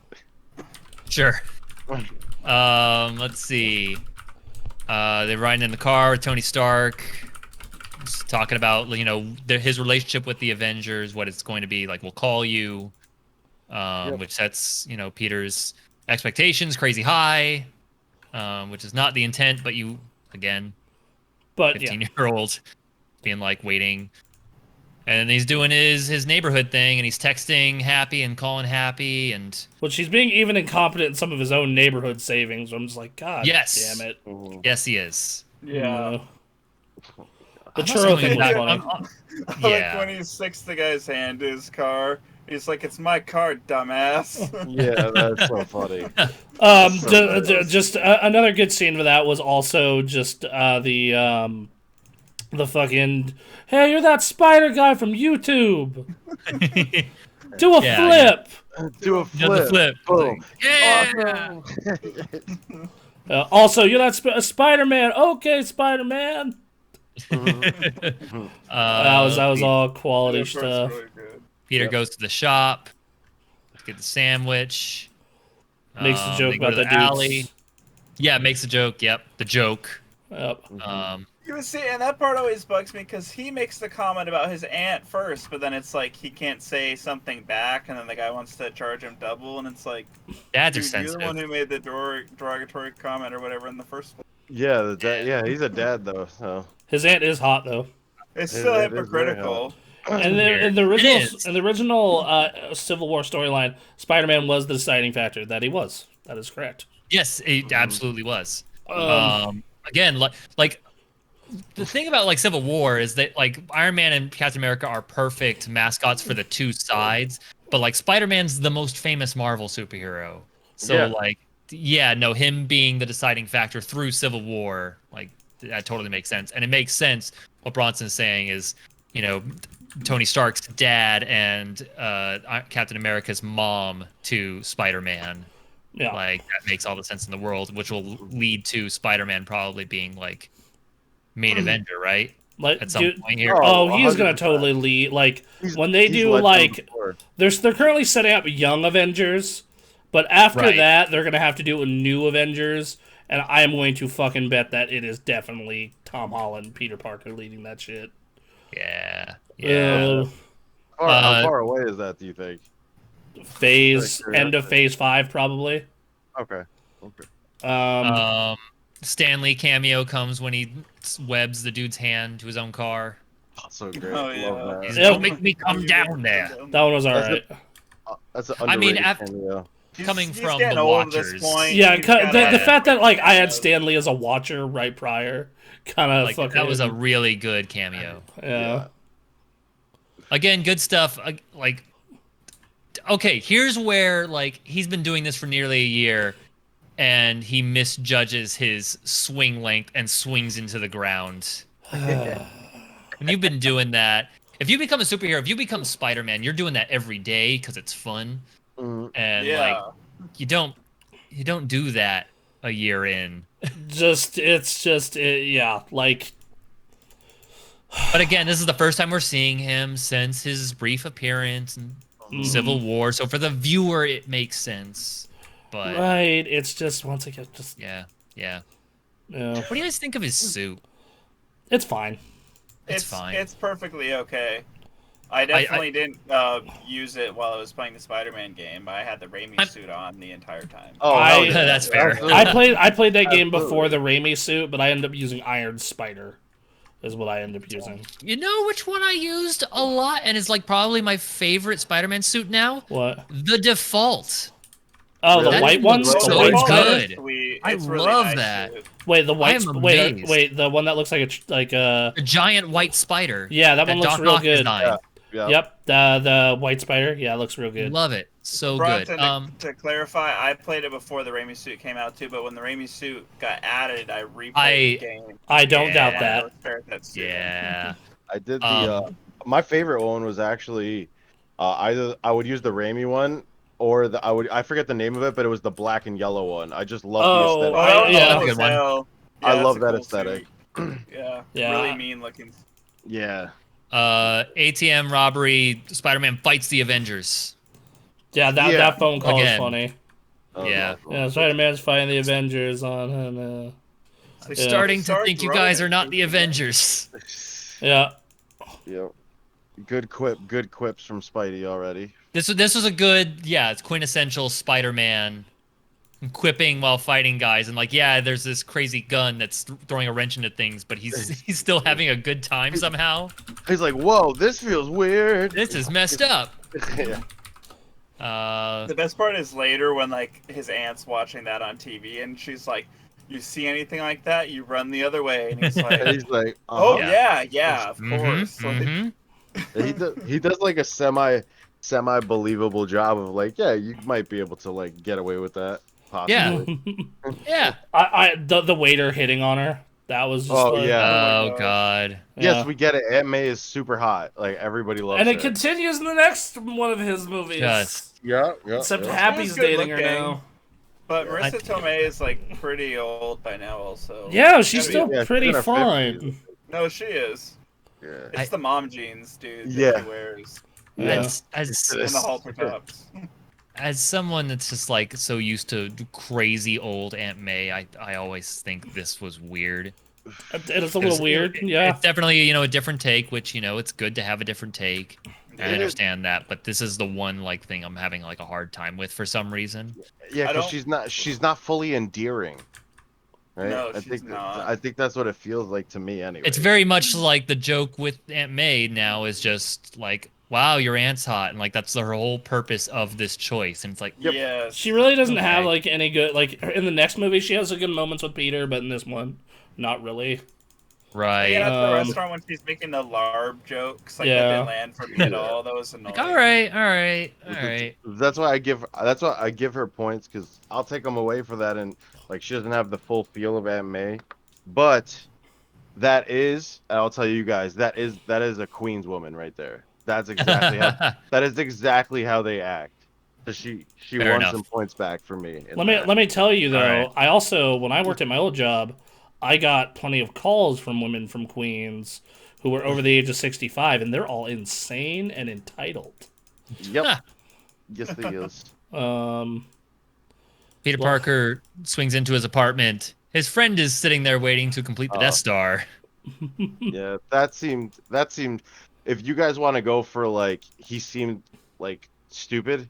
What happened to no Spidey senses? Nothing. Yeah. Okay, so here's the real thing with the Spider-Man and the incompetency and all that is what's the rule of spider senses in the Marvel Universe Spider-Man world? Because I didn't really Yeah, get because a they good- spend the whole next movie going over it. which Rule number this one seems like is the you movie don't- to do that. Rule number one is you don't call it a goddamn Peter Tingle. That's rule number Yeah. one. Yeah. Oh Um, Lord. Anyway, go on. I do like the idea of introducing his best friend as he knows he's Spider-Man and then is talking with him about it. I think that's a very high school thing. Let your best friend know and then you guys work together, keeping it Yep. secret. Oh yeah, for sure. Yep. Yep. And I like that. That's never. I'm not gonna say it's never been done. There's so many goddamn comics about Spider-Man, but But I think this is that's a cool. relatively fresh idea. Yep. Ned's a likable character for sure. Absolutely, yeah. Yeah.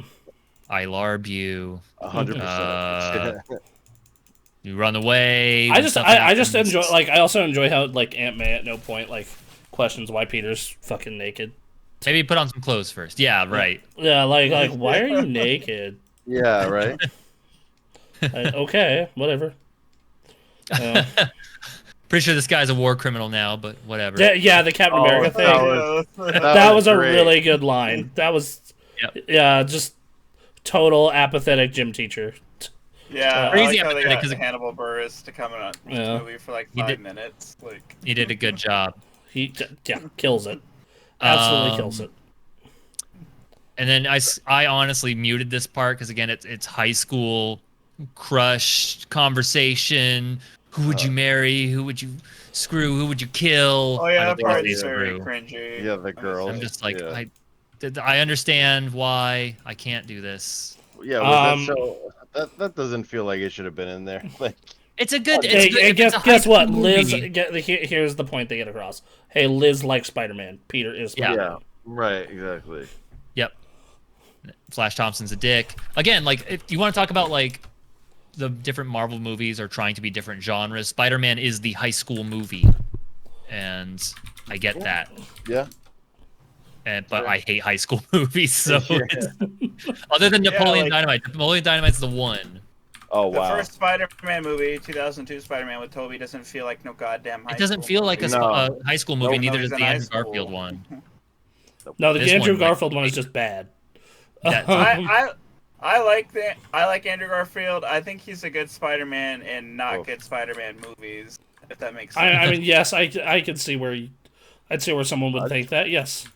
I just think he's a bad Spider-Man. I just think I- I don't like his Peter Parker or his Spider-Man. He's such a dick. I like Andrew Garfield. I don't like the way they wrote that Peter Parker. No, But no, yeah. I wonder absolutely. if though, because he's the Amazing Spider-Man, right? So he had to be, he's not as meek. He's a little more edgy. He's got a little more He's confidence. showboaty. But I don't hate that. I just feel like that's not Peter I don't hate Parker. him either. It's just he's just a little too I don't know, it feels too cool. I guess is the way I would describe it. Yeah. Who is this person that plays Mary Jane again? They didn't have a Mary Was Jane. that- You mean in the ones with Toby?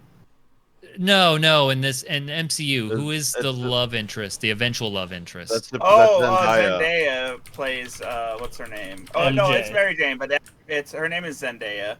Yeah, man, if this had come out when I was in high school, that would have been it for me. Let's see.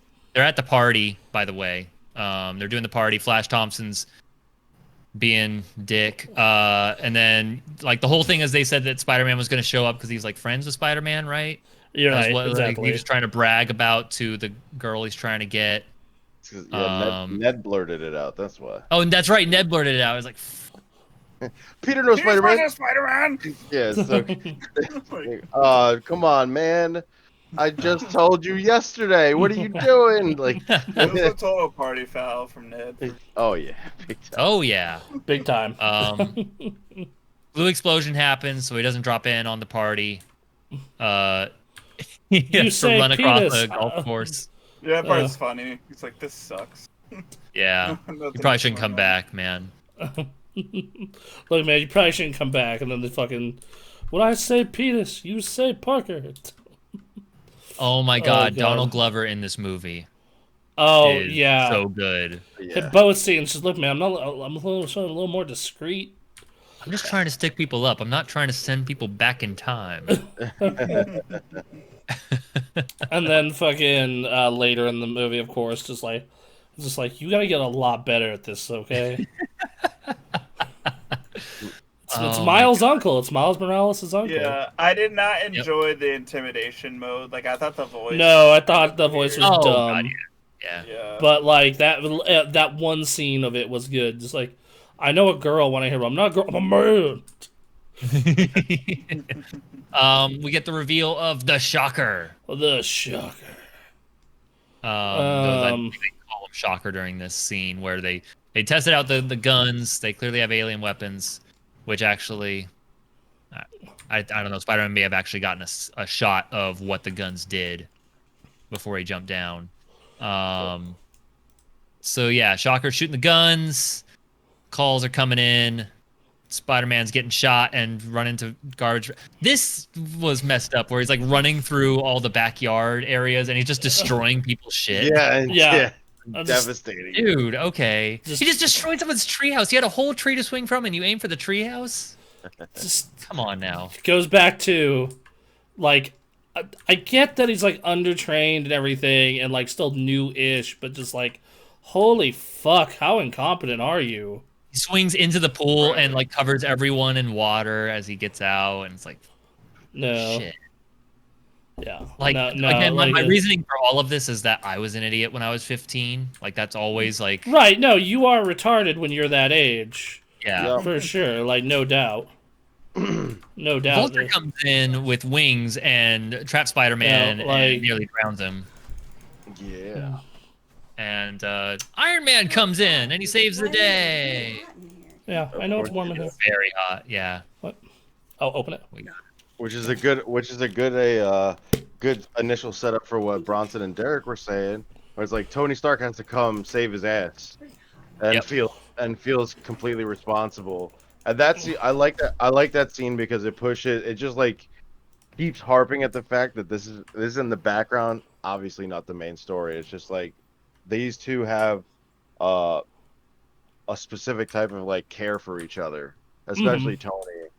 So he feels like he has to take care of this kid because he knows he's a kid and he knows that he's obsessed with becoming an Avenger and having him mentor him basically. Mm-hmm. So I feel like that really this is where it starts like moving along that good emotional plot between Those two. yeah, between I- Spidey and Tony. I also do wish, and this is a complaint later in the movie, it's just like, who do you think called the FBI? I'm like, bro, why didn't you just go?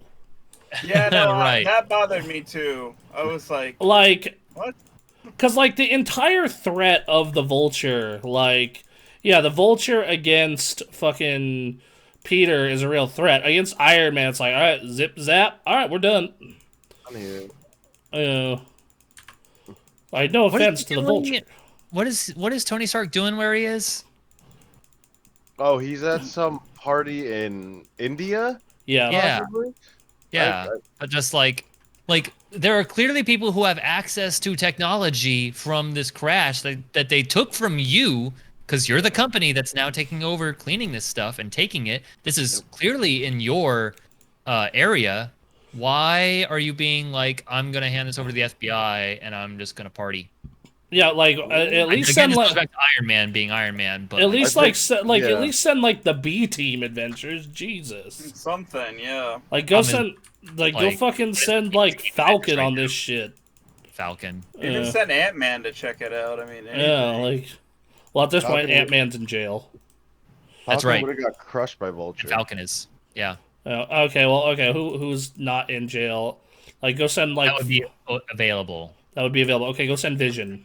And what's Vision doing during all this? Like, hey Just Vision, being can you Paul Bettany and it's talking like, hey very Vision, can you prominently. take 5 minutes, bro? I think I actually think them not like Tony not being like, okay, we got to send in a bigger squad or whatever. Just him watching him in general just leans on that immaturity thing where Parker's not ready, but I think he's really going into the mentorship where he's trying to he's trying to let him breathe a little, but also like trying to just watch over him from a distance. But I also think you guys do have a point with like they don't send the other guys. So I feel Yeah. like Like- they try to do too much, like they try to do too many notes emotionally, specifically on that. You know what I'm Right. saying? No, exactly. Like they like don't at any point send in even like the B team. Like it's like oh fucking what the fuck is happening? Yeah, that just gets all mixed up. Or just or even just send the robot suit. There you go. Yeah, he's got a robot suit right over there. Yeah, Just do it. he sends it. It's a video Sort of game. a- It's like Guardians of the another- Galaxy 2. There you go. Good lord. Okay, so Vulture comes back to the hideout. Shocker comes back. Shocker's like, you said to move the merchandise under the radar. And Shocker threatens to leave. And while doing that says, I'm going to probably tell your wife that you're doing all this bullshit. And he says, well, I can't let you leave. And disintegrates the Shocker. Like I thought that was the anti-gravity gun. No, that's the anti-gravity gun. Yeah, that's another He just- problem I have with this movie because I really like that actor who played the Shocker, Logan Marshall Green. They He's used him for good. 5 minutes, and now they can't use him again. And I'm just like, you guys are really good at wasting, solid actors. Well, yeah, they God, well Marvel. that they want to get every big name as possible, and that means you're gonna have to murder some big names. Yeah. And again, like we're talking about all the different changes they made to Spider-Man up to this point. Like this is another like swerve, like doing this differently thing. Which like, yeah, no, I think he was 100% a perfect Shocker. Not to say that the guy that replaces him is bad, of course, not at all. No, It's now just- you're the Shocker now. Imagine what the Yeah. Shocker was. That guy nailed it, and they gave him like the yellow, like Jacket. sleeves and everything. It was like, oh wow, you guys really went for it. And They set up fucking this movie has so many hidden setups. It has a setup for Scorpion. It has a setup for fucking Miles Morales. It has a setup for the Prowler. It has a setup Yeah. for fucking the Shocker. And there's one other one I'm actually fucking forgetting. Probably I'm sure. But yeah, like there's just so many setups for like so many fucking characters, dude. Yep. God, they could do so many goddamn movies with Spider-Man. I just don't think they can get them all done. Oh no, Sony will make sure that happens. Don't you worry, boy. I hope so. They're gonna get rid of half of them in the whenever they do the Sinister Six, which Right. seems closer than further. So. Let's see. They're dissecting the alien technology in class, and of course, on yet another teacher who does not give a shit. That's why I'm still waiting for my Sinister Six film. Well, we're gonna get something fucking close to that this winter. Yeah. Bad guys follow them to school, trying to get the thing. Peter hides in a spot. That was actually really smart. That was very capable. Yep. On Very- the table, hit him with a tracker. They go all the way to see, Maryland. like that was just like that right there. I was just like, see, now that's motherfucking Spider-Man. Yeah. Definitely. Well, 15, he 15. definitely has more time to think in that moment than he does in most of the others.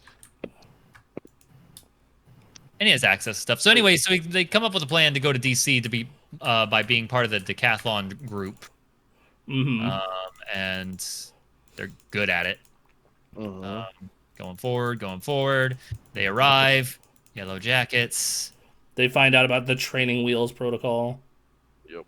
Right. Yes. And he starts picking it apart. Right. And I then need to prove myself. I need to prove myself, even though like he put this on here for a reason. You fucking idiot. Come on, man. I need training wheels. I'm sick of him treating me like a little kid all the time. It's not cool. But you are a kid. Yeah, a kid who can stop a bus with his bare hands. Mm-hmm. There's my chance to prove myself. But he can't stop a van with his bare hands. Yeah. Couldn't swing ahead, huh? Mm-hmm. Hit L1, you zip forward. That's how you do it. Yeah, let's just. But yeah, go on. Let's see. All right, so everyone's having a party in the pool, and Peter's like, "Well, I gotta be Spider-Man." And then he gets because they got the training wheels thing gone. He got what's it called? The computer. Karen. He calls it Karen. Yeah. Is it Karen? Yeah, he calls it Yes, Karen. he calls her Karen for some ungodly reason.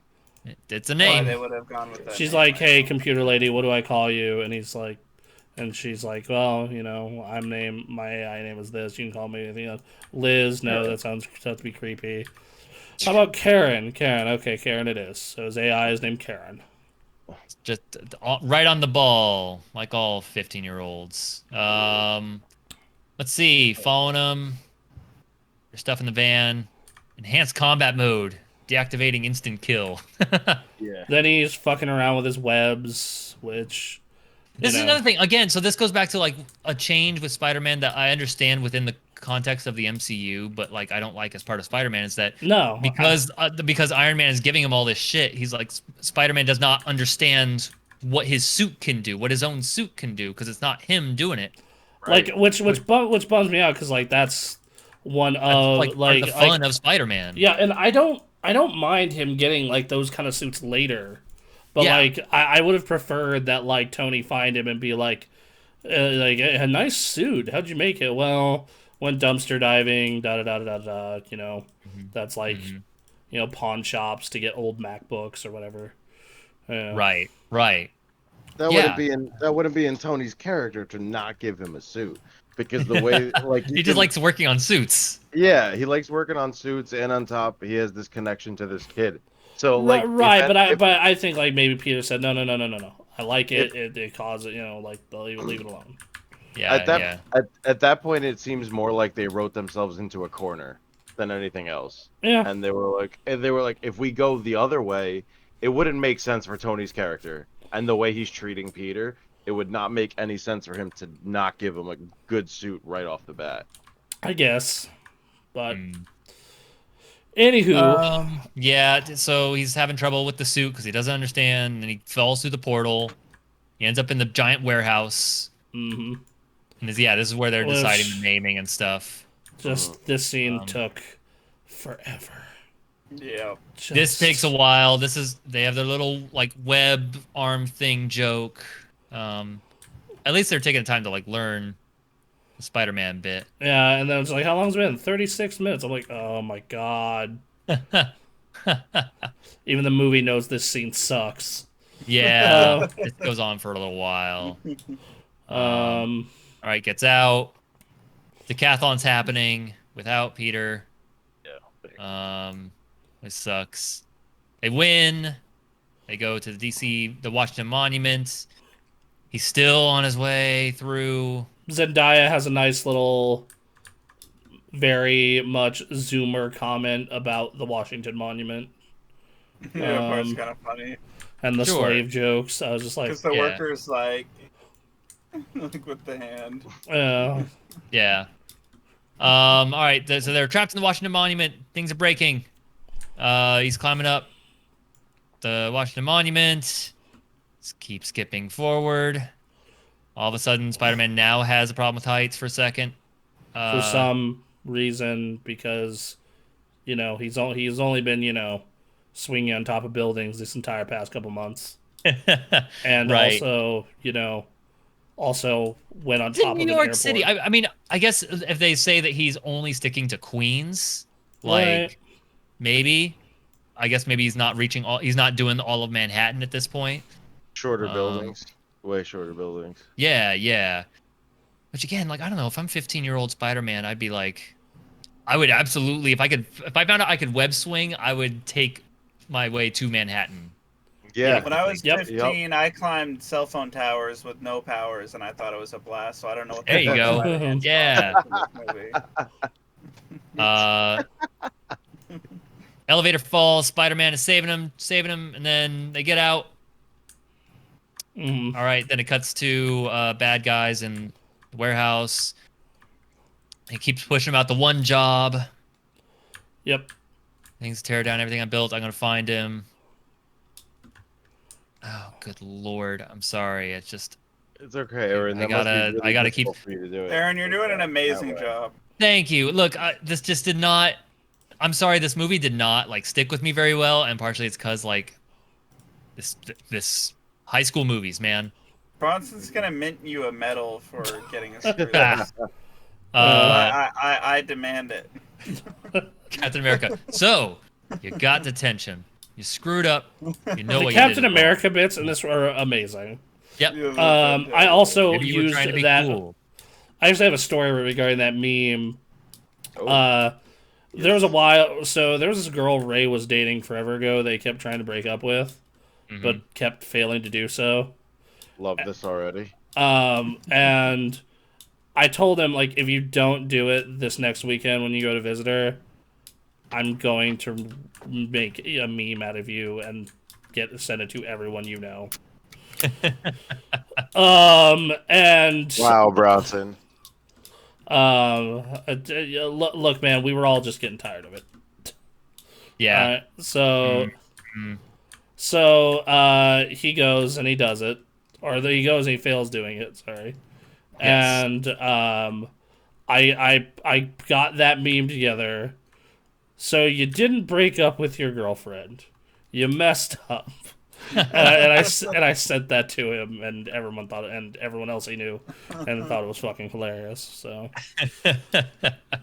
And he was the ones that go on with the So Spider-Man's, he's messing around with. He's trying to like figure out something with the AI assistant, and it's just him messing around in the mirror with the mask on, and he's looking at surveillance footage. He's trying to do the thing. Donald Glover shows up, and Spider-Man goes to intimidate him, and the voice, and this whole conversation. hilarious. And like, there's an interesting thing where like he recognizes that this guy's a low-level criminal, and so he's gonna go after the bigger guys, but then like leaves him webbed up, and he says it'll dissolve in a couple hours. It's like, man, I got ice cream in there. I got That's your ice punishment cream. for being a criminal. No. You deserve this. Come fix this. It's like, you deserve this. You're a criminal. You're a criminal. Your criminal, goodbye. That was pretty good. That was Yeah, such this a whole thing's great good. moment. The whole scene. Yep. Bye, Mr. Criminal. Goodbye, Mr. Criminal. Oh, this fairy scene. Like I said, I enjoyed the heart-to-heart. Just like, you got to get a lot better at this. You gotta get better at this, man. Yeah. That's No, just it's- You it's gotta just so get better at perfect. this part of the job. That just shows like how freaking immature he is, but how funny he is and how quippy, like how good he is just talking and kind of like in a Disney way, subtly shitting on people, which is kind of funny. Sure. Yeah. Yeah. I can see that. Yeah. All right. Yeah, more endearing than Garfield for sure. Oh yeah. Oh, so then he gets on the ferry and he's tracking the bad guys, and Tony calls him in the middle of this, complimenting him, and this all happens. He's trying to stop the criminals on his own, because he did well in DC. FBI is at the ferry, and Spider-Man realizes he's interrupting all of this. Vulture shows up, skipping forward, lots of fighting. Spider-Man That fight trying was to all take right. it. Pirate's all right. Yeah. cuts the ferry in half. Yeah, he does. Spider-Man does his best to hold it all together. You were 98% successful. It all splits apart. He tries to hang on, and then Iron Man comes in, fixes everything, and Spider-Man is not doing great right now. No, and he gets chewed out. He gets chewed out. First, the bad guys decide to take the big job. So now it's going to happen. They're gonna steal from Tony Stark directly, directly from Stark Tower, or the airplane lifting Stark Tower stuff. Smart, Right. very Yeah. smart. A+ strategy. Oh, if you even cared, you'd actually be here. Walks out of out. suit. Oh shit. Oh. Which, like, oh my god, these two are so good. Yeah. And it's so freaking impactful. It's just like this is one reason this movie really impresses me, is because it has this consistent through line, and a lot of his decisions and actions and consequences, which are few and far between in some of these movies, but like actual real consequences on like not only his ability to be a superhero, but his relationship with his mentor is kind of like cracked at the foundations because of this talk. Exactly. That was a hell of a talk. That was probably the biggest moments, one of the biggest moments of this movie, for sure. And one of the only times I'll say this where Tony Stark gets out of his suit and seems more intimidating as Tony Stark than he does as Iron Man. Yes, this is the time. It's like shit. It was like, oh no. Aunt May at her most Aunt May-ish when he comes home and she's been calling the cops and calling friends trying to figure out what's been going on. This is good. Yeah. Isn't he wearing like this huge shirt that they had to buy for him that says like "I survived my just trip like to it's like, NYC." well, yeah. No, he says to Tony, "I was like, well, I'll need clothing," and just like, we can handle that. Oh my god. Okay, detention. Peter decides to have his Spider-Man, his Tobey Maguire Spider-Man 2 moment where he's returning back to To live just normal doing life. school. Yeah.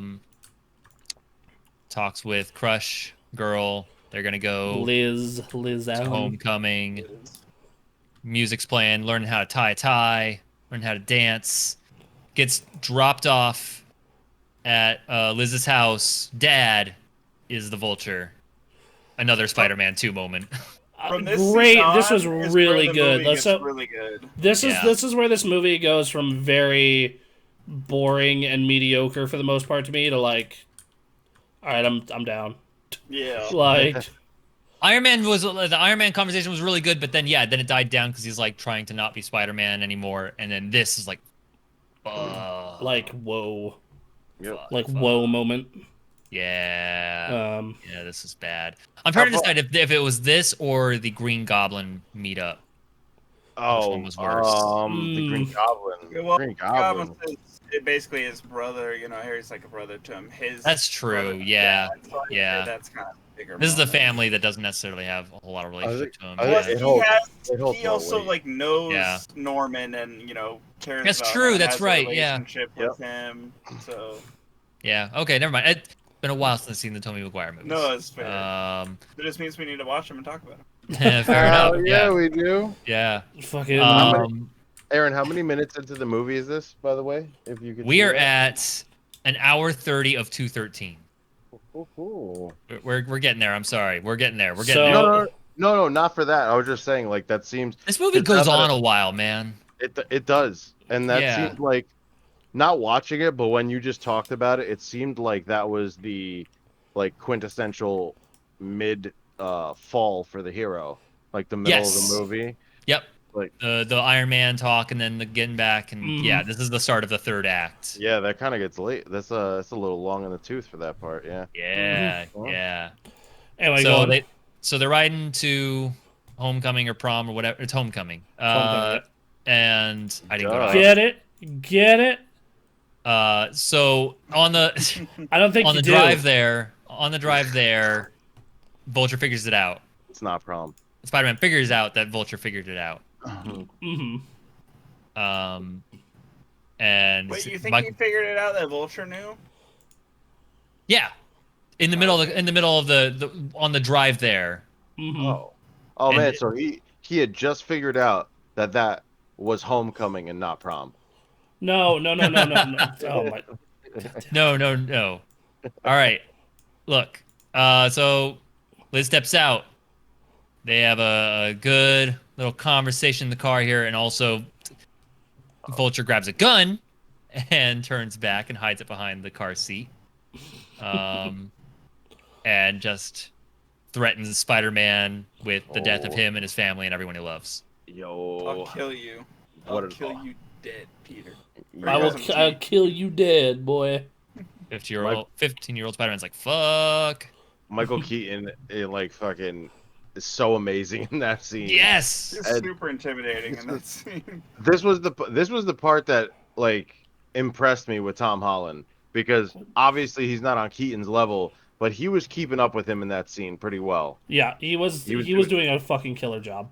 I mean, Zero in the chat says the best. Yeah. Around. I mean, to be honest, Spider-Man was kind of quiet for most of that, but his acting, yes. But his face. Yeah, the facial. Keep your head down, holy shit. The timbre in his voice when he did talk was a little shaky. Yes, that was good. That was real good. I like how he makes him thank him. He's like, yes. I just saved your life. That was what you want to say. And he's just like all cowardly. He's like, ugh. Because he's just so damn good. imposing. Yeah. Yeah, no, dude, it is a straight up scary figure in that fucking in that run. 15-year-old too? Yeah, no, for sure. Anyway, gets in, is about to just do the regular prom thing, and says, "You know what? No, I'm gonna get my homemade Spider-Man outfit. We're doing this." Runs into new Shocker. Almost gets beat by him, and then Ned comes in and shoots Webb. Yep. And saves him. Webb's up the Shocker. Let's see. Ooh, Cars. that sounded dirty. Yep. All about Steal Flash's Audi. His dad's Audi. Oh yeah. And then I like how the lady comes in to Ned being the guy in the chair, and it's just like, what are you doing here? There's a dance. Watching porn. That was a good moment. I like that. Fucking Ned, the guy in the chair. Peter doesn't know how to drive a car. Ned is jumping from computer to computer with earpiece in. He is in full hacker mode. Mm-hmm. Ned is talking with Happy. Still spending this whole time trying to figure out how to turn on the headlights on your Audi. Switch. I like when he tells Peter, he's like, just talk to Happy. Don't think you like by the way. Yeah, so good. Thor's magic belt. Because they're going to go steal something from the Avengers tower because they're moving. It's been an honor, Spider-Man. Oh, right. This is watching porn. Goes in. He's in the Avengers tower area. Okay, this part. This bums me out.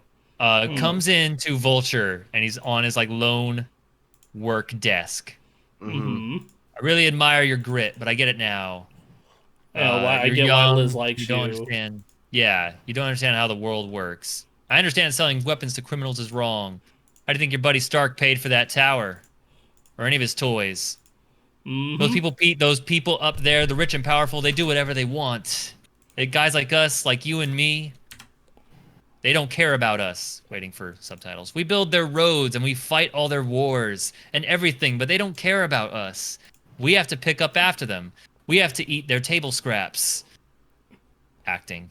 Mm-hmm. That's how it is. Acting. I know you know what I'm talking about, because I want you to understand. And then he goes and attacks Spider-Man. Undo everything. Way to go. Yeah, he said I needed you to talk, right? Or something like that. Yeah, I exactly. need I need you to talk to distract you. Yeah. Godspeed, I need Spider-Man. some time to get airborne. Yeah, that's right. It's that problem that happens with a lot of these kinds of stories, and it happened with Winter Soldier as well. Was oh man, look at me giving this speech that like, oh man, everyone understands, and then violence. Yeah. Yeah, So, yeah, because wait, he's a bad Aaron, guy. Are you saying you wish Peter would have agreed with? What No, I Vulture wish the was Vulture saying? would have like gone full hit Paragon over and over, and then not hit Renegade. Oh, Like, okay. I love it. because he had something wish- there.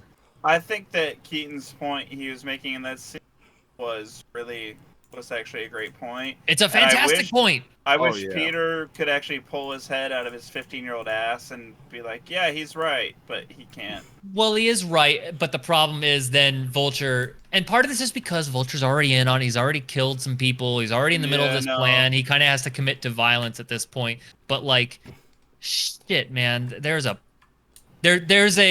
like Spider-Man could be totally have a moment of like, you got to stop calling these people terrorists moment. But Mhm. But Spider-Man has a singular focus, and also we forget that Vulture stole from Tony Stark and the Avengers. Yeah, that's yes. good. That's depending on going- how you that's saw going- that, depending on how you saw that. Oh yeah, well he did steal later on. But yeah, if you saw, well- depending on how you interpreted that opening scene. Mhm. Gray. Oh god, and then yeah, Spider-Man's getting crushed under rocks. He looks in the reflection, and it's half his mask in the water, and then his face is on the other half. A nice cinematic. This is literally moment. like a clip straight from a comic, by the way. This Yes. particular scene. But go on. Come on, Spider-Man. And then he lifts up with his bare superhuman body, the thing on top of him. They take off in the Avengers plane with all the tech. Yep, Spider-Man. that scene, very powerful, very well done. Yep, good Yep. scene. Go on. Quinjet disguises itself. Vulture flies after. Spider-Man flies after Vulture. Mhm. They're high up there. They're fighting. Spider-Man still repeatedly getting his ass kicked. This time I Yep. actually understand it, though. Sure. It's a dope. I like the fight scene. Yeah, they did a good job with that vacuum seal thing they talked about and whatnot. Like, it was that was a good call. Yeah. Yep. But you go on. Yeah, no, they're examining their stuff that they got in the Quinjet. This isn't even a Quinjet. This is just a jet. Oh, Vulture gets caught and Spider-Man get caught in one of the jet engines for a second there, which is terrifying, knowing what previous Marvel Cinematic Universe Yes, experience. with what the other movies have jet showed engines. us. Like crashing a plane around New York is knows how long past 9/11 this was. Well, it's supposed to be set in 2016 or 2017, but Yeah. according to the fucked up part of the movie, what they fucked up is it should be set in 2020, but that's impossible because of the rest of the MCU timeline. Yeah, did they mess this up? We were talking about this Yeah, last they week. fucked it up. Did they That's mess this up? confirmed. Yep. Ah. That was Oh, they confirmed. absolutely screwed it up. And that might have been That might be because both Sony and Marvel owns Spider-Man, Maybe. but Yeah. I don't know. It's There's some still really- miscommunication that did not get corrected for years. I don't like know. they didn't even fix it on the Blu-ray. Like you fuck it up in the movie theatrical release. That's Yeah, fine, like, but they that's- could have at least The corrected fact it that they're for the not home changing that, release. yeah. Yeah, the fact that on the Blu-ray release it's still not fucking fixed. Yeah. That shit is kind of embarrassing. Like, Yeah. come on, guys. But go on. I don't know. Vulture beats the shit out of Spider-Man. Oh yeah. Real good. Yeah. He should have died, but Vulture decided not to kill him, stabbed his hood and lifted him up. right. Spider-Man decides to web the cargo he's trying to get away with. Oh, he's out.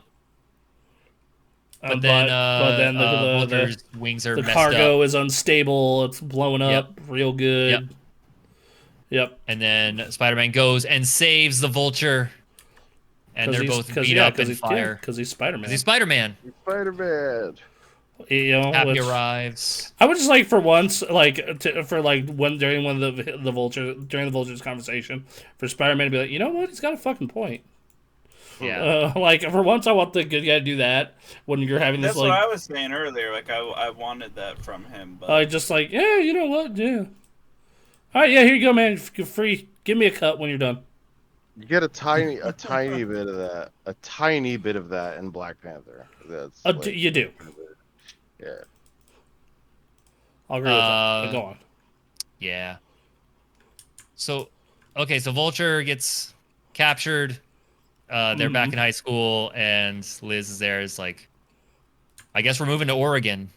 Because while this trial shit's going on. Yeah. She's also like, what are you sorry for this time? Like, that's right. Yeah, the dance, because that was a pretty crappy thing to do. It's like, he's such a piece of shit to her this whole movie, which is another reason why I just don't really like him much. High school, like, again, yeah, no, absolutely, you are correct, but it's hard to have shit together. You know it is. It's hard to have shit together as an adult, let alone a teenager. It's hard to, yeah, you're right, yeah. As a teenager, woo, and a superpowered one, woo. Ooh, a lot going on there. You're asking a bit much. Daddy and uncle issues and mentor issues, and it's all of that. Yep. They won decathlon. Oh, that's right. That's why it's not Mary Jane, because it's Michelle, and then the reveal at the end is she's MJ. Yeah, right, and that's literally because of their contract with Sony. Yeah. Oh my God! Wow. That is MJ that is instead of Mary Jane. Yep. They robbed us of MJ. Because if they do characters that are from the Sony movie that are like canon characters, the rights to those go back to Sony. Yeah. So they're trying. So they like handed Spider-Man. They handed all of this, but that one thing specifically, they were like, "Yep, that's why you're not getting a lot of stuff." Yeah. Man, wow. Okay. Happy's in the bathroom. Yep. Having a heart-to-heart while someone takes a dump. No, it's the same Inside. kid from earlier who's playing chess. Who's just like annoyingly around when people are trying to do important. Yep. And Happy's like mean mugging him the whole time with like this really hateful stare. We're gonna talk about people that are unlikable. Happy. Ooh. Happy in all the other movies is plenty likable. It's in this movie he sucks. No, I disagree. He's actually really likable in Far From Home, but like this movie, God, he doesn't suck. Recall. Yeah, he is kind of a dick in this movie. He has funny moments for sure, but yet his character he can be kind of a dick. The whole security passes bit, was that Iron Man 3? Yeah, that was Iron Man 3. Yeah. And then so he meets Tony Stark in upstate New York at the Avengers facility. And then he Iron can be a Man's real like, asset to the team. Yep, and like that was the me, chose the kind of tough fatherly moment you needed to persevere. Tony. Yeah. And then Pepper, and then of course he's like, "Nah, I'm gonna go be a friendly neighborhood Spider-Man for a bit longer." And like Tony plays it off like, "Oh yeah, that was totally what we were looking for." Yeah, right. Good job, go along, young buck. And then fucking Pepper comes out and is just like, "Where's the kid?" But, so. And then they get engaged, and then Peter goes and like gets home, sees the suit there, puts it on, and then gets busted by Aunt May. Mm-hmm. Yeah. Yeah, at least they got this timeline part right though, real quick. When Happy's like takes out the ring, he's like, "I've been carrying this around since 2008," and it's like, "Oh yeah, you got that right. Good job." Oh, you had to get one. The other part. You had to at least get one, right? Yeah. So Man. yeah, no. God, this movie. Oof. So yeah, and then that was what was the post credits for this? Post credits. I don't remember. Skipping. Oh, it's the Captain America thing. Skipping. Oh yeah, that's right. Yeah, where it's like. It's like, how many more of these we got? No, and then he's like talking about like patience, I think, or something, and then he's like, sometimes you wait for something. Sometimes you wait, and then you get nothing, and boy, does that suck. Something like that. It was funny. It was fine. That was the way I would. It was all right. So, gentlemen, as always, what do we rate this out of 5? I'll give it a 3. Giving it a 2. Wow. What? Wow. That's hurtful. Depends on if I'm reviewing this subjectively or objectively. Obviously, objectively. In quotes. Objective reviews don't exist. We know this. I know, as objectively as I can. You If I let personal feelings play too much of a role in this, the score changes. Fair enough. I gotta argue. I feel like objective reviews do exist if you're reviewing solely on like technical merit. Yeah, value. Right. Yeah. That's Yeah. why I like that one I would agree with. Okay, so yes, if you're doing just but that's not what this is most of the time anyway. But go on. I just gotta throw it out there. Oh, that's what I've been trying to do. Should I not Like, be we don't doing just that? do technical I merit mean, here. when you talk about like quality of acting, that changes. That's subjective. Yeah, like that. unfortunately. Yeah, That's there's true. there's a lot of shit we go over with that. So, I would give it. I'm gonna give it a 4. I like it like I like a 3, but I think it's well made. I think what you're And- saying is you really want to give it a 3.5, but you can't. Again, with a lot of these, Some when would I- say when a I'm ranking- 7 out of 10 is what that would be. I would say a 7 out of 10. Yes, it is good. It is good for people who like movies that like types of movies that I don't like. I said that as simply as I possibly could. Wow. Yeah, you know what? That was Beautiful, really, Aaron. really That was concise. beautiful. Sounded I like fucking understood every word of Zoolander that. there. Wow. This is good for wow. people who like movies who don't like good movies. Thanks, Zoolander. Like this movie used to be a 5 for me, but I Wow. think I was just enamored with like, oh, some Spider-Man movies, but then in reality, I'm like, it's kind of okay. It's I can't. First time seeing this movie, I gave it a 3, and then like now that I get to sit on it and think on it and watch like all of these fucking movies in a row, as I just like get fucking like I'm like, wow, this movie in comparison to a lot of the like, it's like better than the Thors. It's like on par with like Iron Man 2. I mean, if you want to get to placing it, But well, first let's hear it. So Thomas, you're Wait a minute here. Hold on. I feel like the first time I watched it, this movie was a 3, for sure. Mhm. But I think I'm in the same predicament as Aaron. I think it's deserving of a 3.5. Can't give it that. Mhm. And yeah, this movie is gonna fall at a 4 for me. Okay. Okay. Yep. Fair enough. Yep. It's just there's just too much like the themes, the whole overarching theme, and the way they weave it in and out of the story.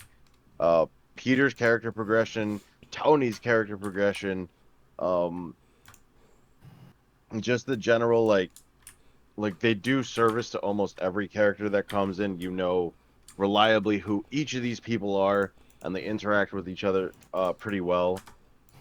Vulture at this point, I think he was the best villain at this point when this came Of this out. point of like The all we've done. MCU. Yeah, Wow. I would agree. say I 100% he's yeah. third Definitely one for of the me. better ones. Definitely one Yeah. of the better ones for sure. I think he's just more well written.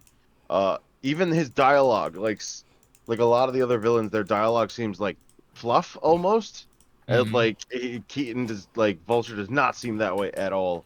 And then I mean you round it out from his performance, and it's fucking phenomenal. Like Yeah.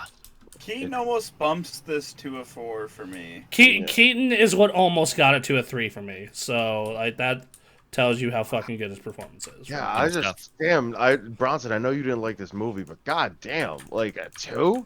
Yeah, and I'm Yeah. gonna give Oh, I'm gonna give Far From Home a really low score because that movie fucking sucks. So I'll give this a 4. Wow, like okay, yeah, I'm that Oh, I'm so excited for Far From Home when we get Oh, there. Oh, that's gonna be a one because I like that one. Far From Home is a different story. Yeah. Yeah. So we're that's gonna be fun in about 3 weeks. Yeah. No, I'll Yeah. give it a 4. I'll give it because Keaton and it is better of the 2 movies we've seen so far, in my opinion. Yeah, definitely. I'll give it a 4. All right. So Wow. Okay. all right. Where does everyone want to put it? Not everyone all at once now. Yeah, you know. Number I'm one, not- I'm I'm totally kidding. You know what? With confidence, I could say above Ant-Man. I think is You Wow. are on Whoa. fucking What? crack. How dare you? Yeah, How- I was thinking how- like. How dare I? Wait, why? Hold on. Yes, Michael Because- Keaton. Yes, yes. Homecoming's villain is like leagues better than Ant-Man's villain. I will give you that. Sure. But All of us walked away What? from Ant-Man more impressed than we like shocked about how good it Yeah. was. I'm Man. thinking between Iron Man and Ultron. I'm Wait, what? thinking below Iron Man. Wait, what did you guys give Iron Man 3 and Ant-Man respectively? I I don't believe. remember. I want to. So I gave Iron Man 3 a 5. So What? I wasn't here that week. 1, 2, 3. Okay. remember, this is collective rating. I love you, Thomas, but you're absolutely high for putting it there. No, that's your seventh movie is a 5. Basically, like even by group metric, all of these are above a 4 that are above it. I mean, Yeah, but like like, once again, what's I don't. different I didn't rate some of from- those as 5s though. Like I'm just telling you my rating. Like because No, I yeah, gave. this is a that. collective rating. You have to understand. No, I know, Yeah. I do get that part, but even with that, Because Civil War Civil War for me is like a perfect example. Is like a 4 out of 5. Would be like a 4 out of 5 for me, like borderline. But no, so yeah, like so you're saying it's above Ant-Man. What about you, Derek? I'll die on this hill. Oh, I was saying maybe between Iron Man and Ultron might be appropriate, or you suggested just below Iron Man. I would say think just that's below also Iron Man. fine. Yeah, I would much Somewhere rather. around there. I would much rather watch Iron Man than this. I'm just gonna say this is not where I want the final placement to happen, but talking about like which movie I would rather watch, I would rather watch Thor 1. Wow! Oh, whoa. You just gave it a wait. Did you give it a 3 or 4? I gave it a 4. Okay. I gave Thor a 4 too, I think. What? Okay. I liked Thor. Aaron's The first very Thor movie was generous. Pretty good. I like Thor. Aaron is No, what I'm a very generous Like- and humble God. Hulk and Thor Dark World are the only ones. Like Hulk was like bad. I enjoyed it, but I recognized it was bad. And Dark World just I need to watch it again because I fell off in the I middle fell of it. asleep. Aaron, it's 3 unwatchable, times. man. It's unwatchable. I have to try again. I have to. I saw that in theaters, and I came away from it thinking it was all right, just because I was in the theater, nothing else could distract me. I took my dad to see that movie, the poor bastard. He'd never seen any of the other ones, so he definitely had no idea Why what's did you going take on. him to Oh It's kinda on top of it, it was so of all the dull. movies? Oh, I don't know, man. but I feel bad in hindsight. This was Dark. This was two Dark of them. World, right? Dark Yeah, World, Dark yeah. World. Yeah, yeah. Oh boy. Oof. My Um, personal list, Dark World, is at the bottom forever. Sure. All right, Yeah. so Wait, someone really said I'm high for putting it there. That's insane. Those Emily. I don't even have words because half of Ant-Man is okay, guys. All right. Ant-Man fucking rocks. Don't say anything you'll regret. No way. There's no way. This movie is just even like we want to go objective, technical. This movie is way more better put together than No, If you Ant-Man. wanna no, go it's not. objective, Off of that. if you want to go objective technical, then it's like Guardians 2's number 1, right? Ant-Man has like- Michael Doctor Strange. Pena. yeah, Enough said.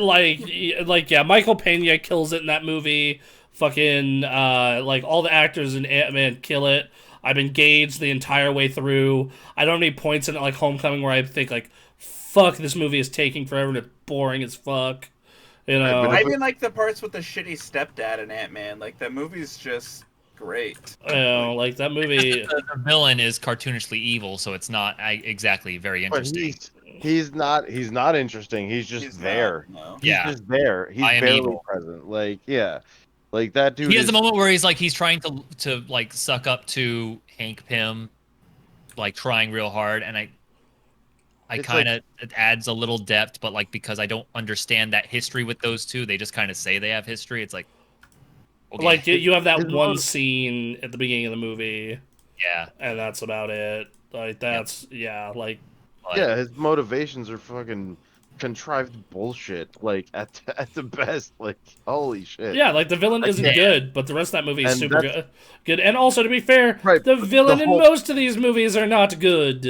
No, Yeah. yeah, but that's fine. But in a movie specifically like Ant-Man, your plot is centered around him, and so therefore your plot, by No, comparison, well, is just no, crumbles. Everything crumbles around it. your plot is surrendered around the fucking heist, No, yes, and Yeah. like that but that it's even more so, if probably the same, on getting him prepared to be Ant-Man, to fight off these evils. And you know. like, the first evil he's presented with is this forgettable, like, not even intelligent. He's like quasi intelligent by proximity to most of these characters. I mean, That's we could say the same thing about Ironmonger and all If that. if we're Uh, going off We just can get into villain, that then conversation. Homecoming's the best movie, but it's not the I, best no, movie. we're not going mm, off of just the what I'm saying is that the villains in both of these movies are closely tied, right, to our characters, and they're closely, like, they're intertwined with this plot in a specific way.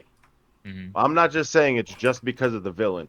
In in Ant-Man, the villain, like, not being strong and not being presented properly, is gives it cracks to certain parts of the story. Where in Spider-Man Homecoming, it becomes its strength. Like, it becomes one of its strengths. It's like, right, and but when I and sit they live on the same plane. Like, right, but they when I sit down to watch Spider-Man: Homecoming, I get Spider-Man bumbling around and being incompetent for 2/3 of it in a way that is not endearing or fun at all. I get to like I don't really get like the humor is kind of hit or miss, like versus like Paul Rudd in that movie, like from the get go at least shows that he's competent, if fucking and that movie is engaging and funny from start to finish. But that's the difference, is that Peter Parker and Spider-Man, they're both younger, they're both less experienced, and they both have this massive adoration for Tony Stark and the Avengers, which drives all of his decisions. Everything that he does is based on, how can I impress Tony? How can I make him, I don't know if it goes as far as to say, like, how can I make him care for me more, because he's looking for a father figure, but in certain aspects it seems that way, to where oh shit. Um, All You right. know, I would Mm. argue that's another reason why this movie is not very good, because when we first introduced Tony and Peter together, Peter's like kind of like almost annoyed that Iron Man would suggest that like he's gonna leave school and join his team. He's like, I'm not doing that. I have my life. Like I have things I have to do. Like I'm not what you're looking for. Like he's almost like off put by him. and the thing And then that all of a sudden his opinion totally 180s because he helped him out on a mission. That's another thing that bothers me. With Oh his, yeah, it's the more of the emotional grab, right? It's what you're gonna get in subtext and how they talk to each other and all that stuff. But that's why his emotion drives him to where you guys say he looks incompetent, or doesn't know what he's doing in any aspect, because it's meant for him, because he's so immature that his emotions are going to drive this. So he got some connection from Tony Stark, and that's what allowed him to continue and to move towards Spider-Man, and to make it these just these some of these inane decisions that he does make. But it's not like they back it the whole way of the movie from start to finish. That is one of the most important, like, aspects of it, which is why we said, like, that whole scene where Tony Stark walks out and gives him the talk. That's why that's so impactful, because this kid's decision making and this kid's life are now tied to Tony Stark in a way they weren't before. okay, but like I would argue that Ant-Man's story is not linked to the villain at all. And I would say Ant-Man's story is, he is trying to get his life back because he committed white collar crime that was, for the fucking, good of the people, and went and got punished for it. Like and he figured, and he fucking like turns, and he goes to try and turn his life around, but realizes like doing that the legit way is fucking, hard, like way unfairly hard in a lot of ways, and it showcases that.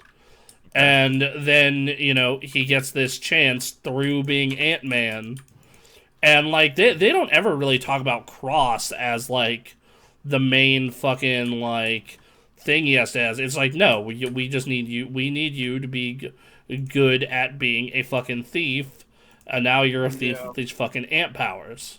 Yeah, no, he says that. Pym says it all when he's like, I need you to break in somewhere and steal some shit. I mean, it's it's just it's like all about the heist. It's not about Cross. Cross is just a vehicle. He's irrelevant. But it becomes about Cross when they already state early on that they don't trust him, and they move towards him being this target, and at no point getting... like they say that Cross is like being more irrational, and like we're gonna have to move up our timetable, but like even at the very end heist, they don't think they're gonna have to fight Cross. They think they're gonna be in and out.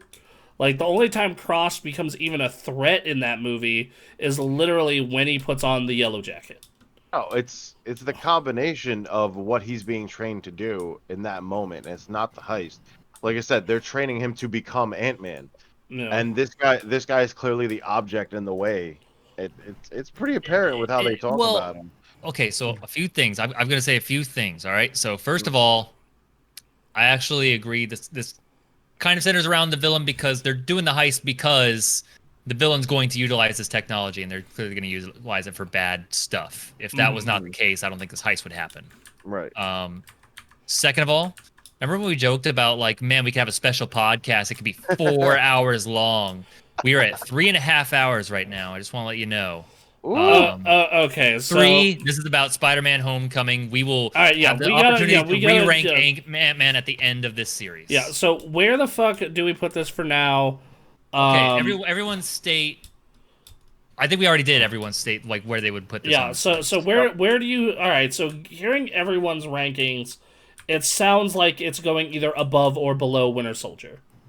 Ugh. Because Thomas has it. Thomas has it way up. I have it fairly low.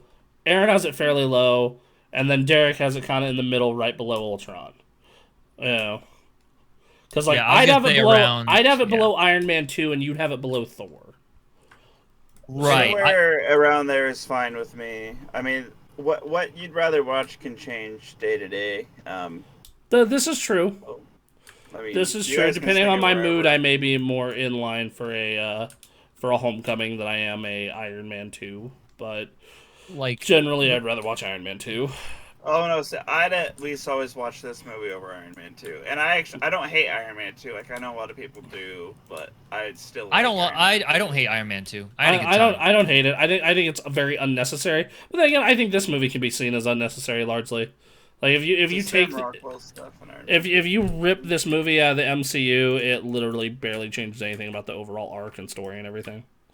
So it's a story of him deciding to embrace becoming the neighborhood Spider-Man, which if you start the next movie with him being that and called that the first movie, like without the past references, that would work. Yeah. My hard line for the future negotiations, and I think my hard line is it cannot go above Winter Soldier. Okay. All right. So So one person wanted below Age. I wanted it below Iron Man 2. You wanted below Thor. So Thomas, what would you say is the lowest that you're willing to put this? I'm fine with whatever for now because I will re-argue this in our 4 hours. He's gonna start writing. He's buying a notebook. I don't need to. I've written. Fuck, dude. Okay, so look for that show. We are literally Iron Man 2 so good. Charizard. Iron Man 2 is not good. You want to talk about like villains? I don't know if it's a good villain, but I really like Mickey Rourke's character in that. Mickey Rourke's performance is great, but he seems like a lunatic with no direction. It's like trying to get back at Tony Stark. That's it. Yeah, and it's like, but it's mixed emotions. But that's neither here nor there for this. Yeah, again, we gotta figure this out. Below Winter Soldier, sure. If that's I think that that's would. Okay. That's the lowest Is that the lowest everyone is willing to go for it? Because I know Aaron and I are willing to go lower. Yeah, that seems pretty high for you guys. Yeah, it is high for me. Age of Ultron is something that I like because it's Avengers, but I also have a hard time defending against harsher criticism. You have a hard Fair time enough. avenging it. I think between Iron Man and Iron Man Got 2 is a pretty reasonable thought. But Okay. Fair enough if we're going a little even lower. is that lower than what we were talking about? I set the hard line at below Winter Soldier. Yeah, and below. then Also below Winter Soldier. Fucking below A. what? I'm cool with whatever. Wherever you guys want. Alright, so for now we're having it Really, below I'm really Winter fine. Soldier. Let's just put it there, Whatever. because Thomas, you fought so hard. I would This put is- it lower, but I think we'll. This is probably the only one I'm gonna have to fight for. That's the only one. I mean, we got more movies. I found out I have some favorites. Like as this list has gone on. Yeah, as this list has gone on, I've found out that, like, hey man, I fucking really like me some Ant-Man. And I really like so do me. I. Me too. And I really like me some Iron Man 3. So Yeah. So yeah, That'd be alright. a fun thing to do as part of that last episode is to like each of us have our own personal top 5 we can read off. or Oh something. yeah, that'd be good. Definitely. yeah, that'd be cool. Yeah. Alright, so what we got from worst to first at the end of this week, because Ant-Man is so good. It is. What we have at the end of this week is from worst to first: Hulk, Thor: Dark World, Thor, Iron Man 2, Iron Man 1, Age of Ultron, Spider-Man: Homecoming, Captain America: The Winter Soldier, Iron Man 3, Ant-Man, Captain America: The First Avenger, Doctor Strange, Captain America: Civil War, Guardians of the Galaxy Volume 2, Guardians of the Galaxy Volume 1, and The Avengers 2012. That is the list Cool. for the moment. That is the list for the moment. So we have a few movies. Bronson's going to talk about that schedule in a second, but just going to reiterate, the end of this series, when we finally catch up on everything, we're going to have a big end thing. We're going to do a bunch of different things, going over this list and talking about the movies. It's going to be a fun time. I think this is starting. I'm starting to realize as we're having this conversation, I think we're going to make it a thing. Yeah. So. We got to make it a drinking game too. Let's do it. No, I'm good. Oh, God. Some of us work on Wednesdays, my man. I don't know, man. The length that we're starting to describe. Maybe we move this to a weekend. Right? Yeah, the long show. That's it. Oh, actually, I mean, not the the weekend, long but a day show. that works for all of us. Yeah. if we do the weekend, I think I can get a cover shift. That'd be If alright. you said it far enough. Yeah. Yep. If we know it, like, what we're looking at, probably like another 5 weeks, 6 weeks. Emily has an idea. 4 or 5, yeah. Something like that. Something like that. We pinned it in our conversation. Yeah, so I'll go over let's see. So, alright, so we got our schedule going forward here. So next week we are looking at Thor Ragnarok, which that's a movie that I find Movie I'm excited to rewatch to see what I think. In the past, I've found that movie to be the definition of a 3 out of 5. So we'll see how it goes. And then we have Black Panther. Oh, one of the few I still have not seen. Hooray! A movie I find very good, but very overrated. I'm interested to see what Aaron thinks. I didn't know you didn't see that movie. That's I haven't seen that of what we have left. I haven't seen Black Panther, and I haven't seen Ant-Man and the Wasp. So. Okay. Yeah. So then after that, we get Infinity War. And after Infinity War, we get Ant-Man and the Wasp. That'll be an interesting. That's going to be a very interesting week. Could not have a harder tone shift. Yeah. Yeah. Which, I mean, at the time, it was nice to have a little palate cleanser, but... Yes. Then you have, in the following week after that, we are doing Captain Marvel and Endgame. Oof. Another interesting shift. Then we have, because of the release timing of Black Widow, we're doing Spider-Man Far From Home, and then for fun, we are doing Spider-Verse. We're not rating that on a list or anything. It's just a Yeah, I was gonna say yeah. That's just a for funsies. Yep. An excuse to watch Spider-Verse again. Right. And then the next week the last week we do catch up on all the TV shows, which once again we'll rank the TV shows on their own list, and then finish off with Black Widow. And then the week after that is the total, where we come back and rank all the movies. Oh man, I'm so excited for Black Widow. Yeah. Yeah, movie looks It'll be a dope. good time. And then we come back several months later when Shang-Chi is out. Oh yeah. Yeah. All right. Right on. I'm ready for that one. So yeah, and that's it, ladies and gentlemen. As always, tomorrow is our Halo. Halo, we love our you. Hollow. Hello. Hello. How are you? It'll be our second episode of Halo Reach. Yep, our second Halo of Halo. We love you, and we're doing Halo Reach tomorrow. Thursday is looking like I will be doing a weird version of a community night where you can happily come into the chat and talk to me, but otherwise I will be playing World of Warcraft. So feel free to pop into Discord, voice chat on stream, and we'll be streaming me doing that World of Warcraft. Burning Crusade Classic is out, and it is in my veins. Yo. Oh, dude, it's so. You're lucky we're able to rip them away tonight and rip them away for Halo tomorrow. 'Cause... Yeah, like, dude, today was launch day, and you ripped me, you got me today, and like, I knew, like, I specifically, and Quinn is a harder addict than I am, so I specifically told him, like, you cannot skip Halo tomorrow. Yep. And I'm going to text him. Do not schedule shit like, something that may have previously happened. Do not schedule. Yes, which like last week he ended up in a raid, and we're like, dude, Halo, and I'm like, dude, Halo, and he's like, and I'm like, all right, well, I'll talk to Aaron. Yeah. So yeah, but that's. All right. That's it. And then next Sunday, as always, is the most awesome video game podcast in the whole wide world, Super Gamecast 2, which is on iTunes and Spotify. Yep. Hey, guess what? Do you want a link to that on Spotify, chat?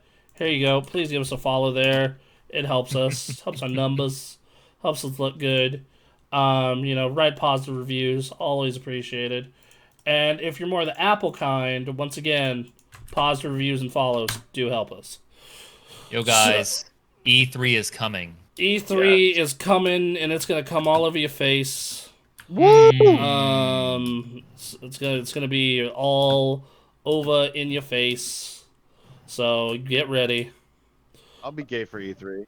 My body's always Yeah, ready. dude, everyone's gay for E3. All about that Q-tainment? What was that? Nonsense. Yeah, that fucking here, man. Let's advertise to you in line. Feels good. E3. All right, so anyway, ladies and gents, we're wrapping up. We love you guys. We'll be back tomorrow and such. Yep. Thomas and Derek, thank you for coming on. We'll Thank you, look forward to guys. seeing you Always next week. fun. Normally we'd raid someone, but no one is raiding at this. No one's on at this hour. Damn. So you have a good night. If you haven't yet, please give us a follow. And we'll see you tomorrow. See you guys. Later. Boy, we love you.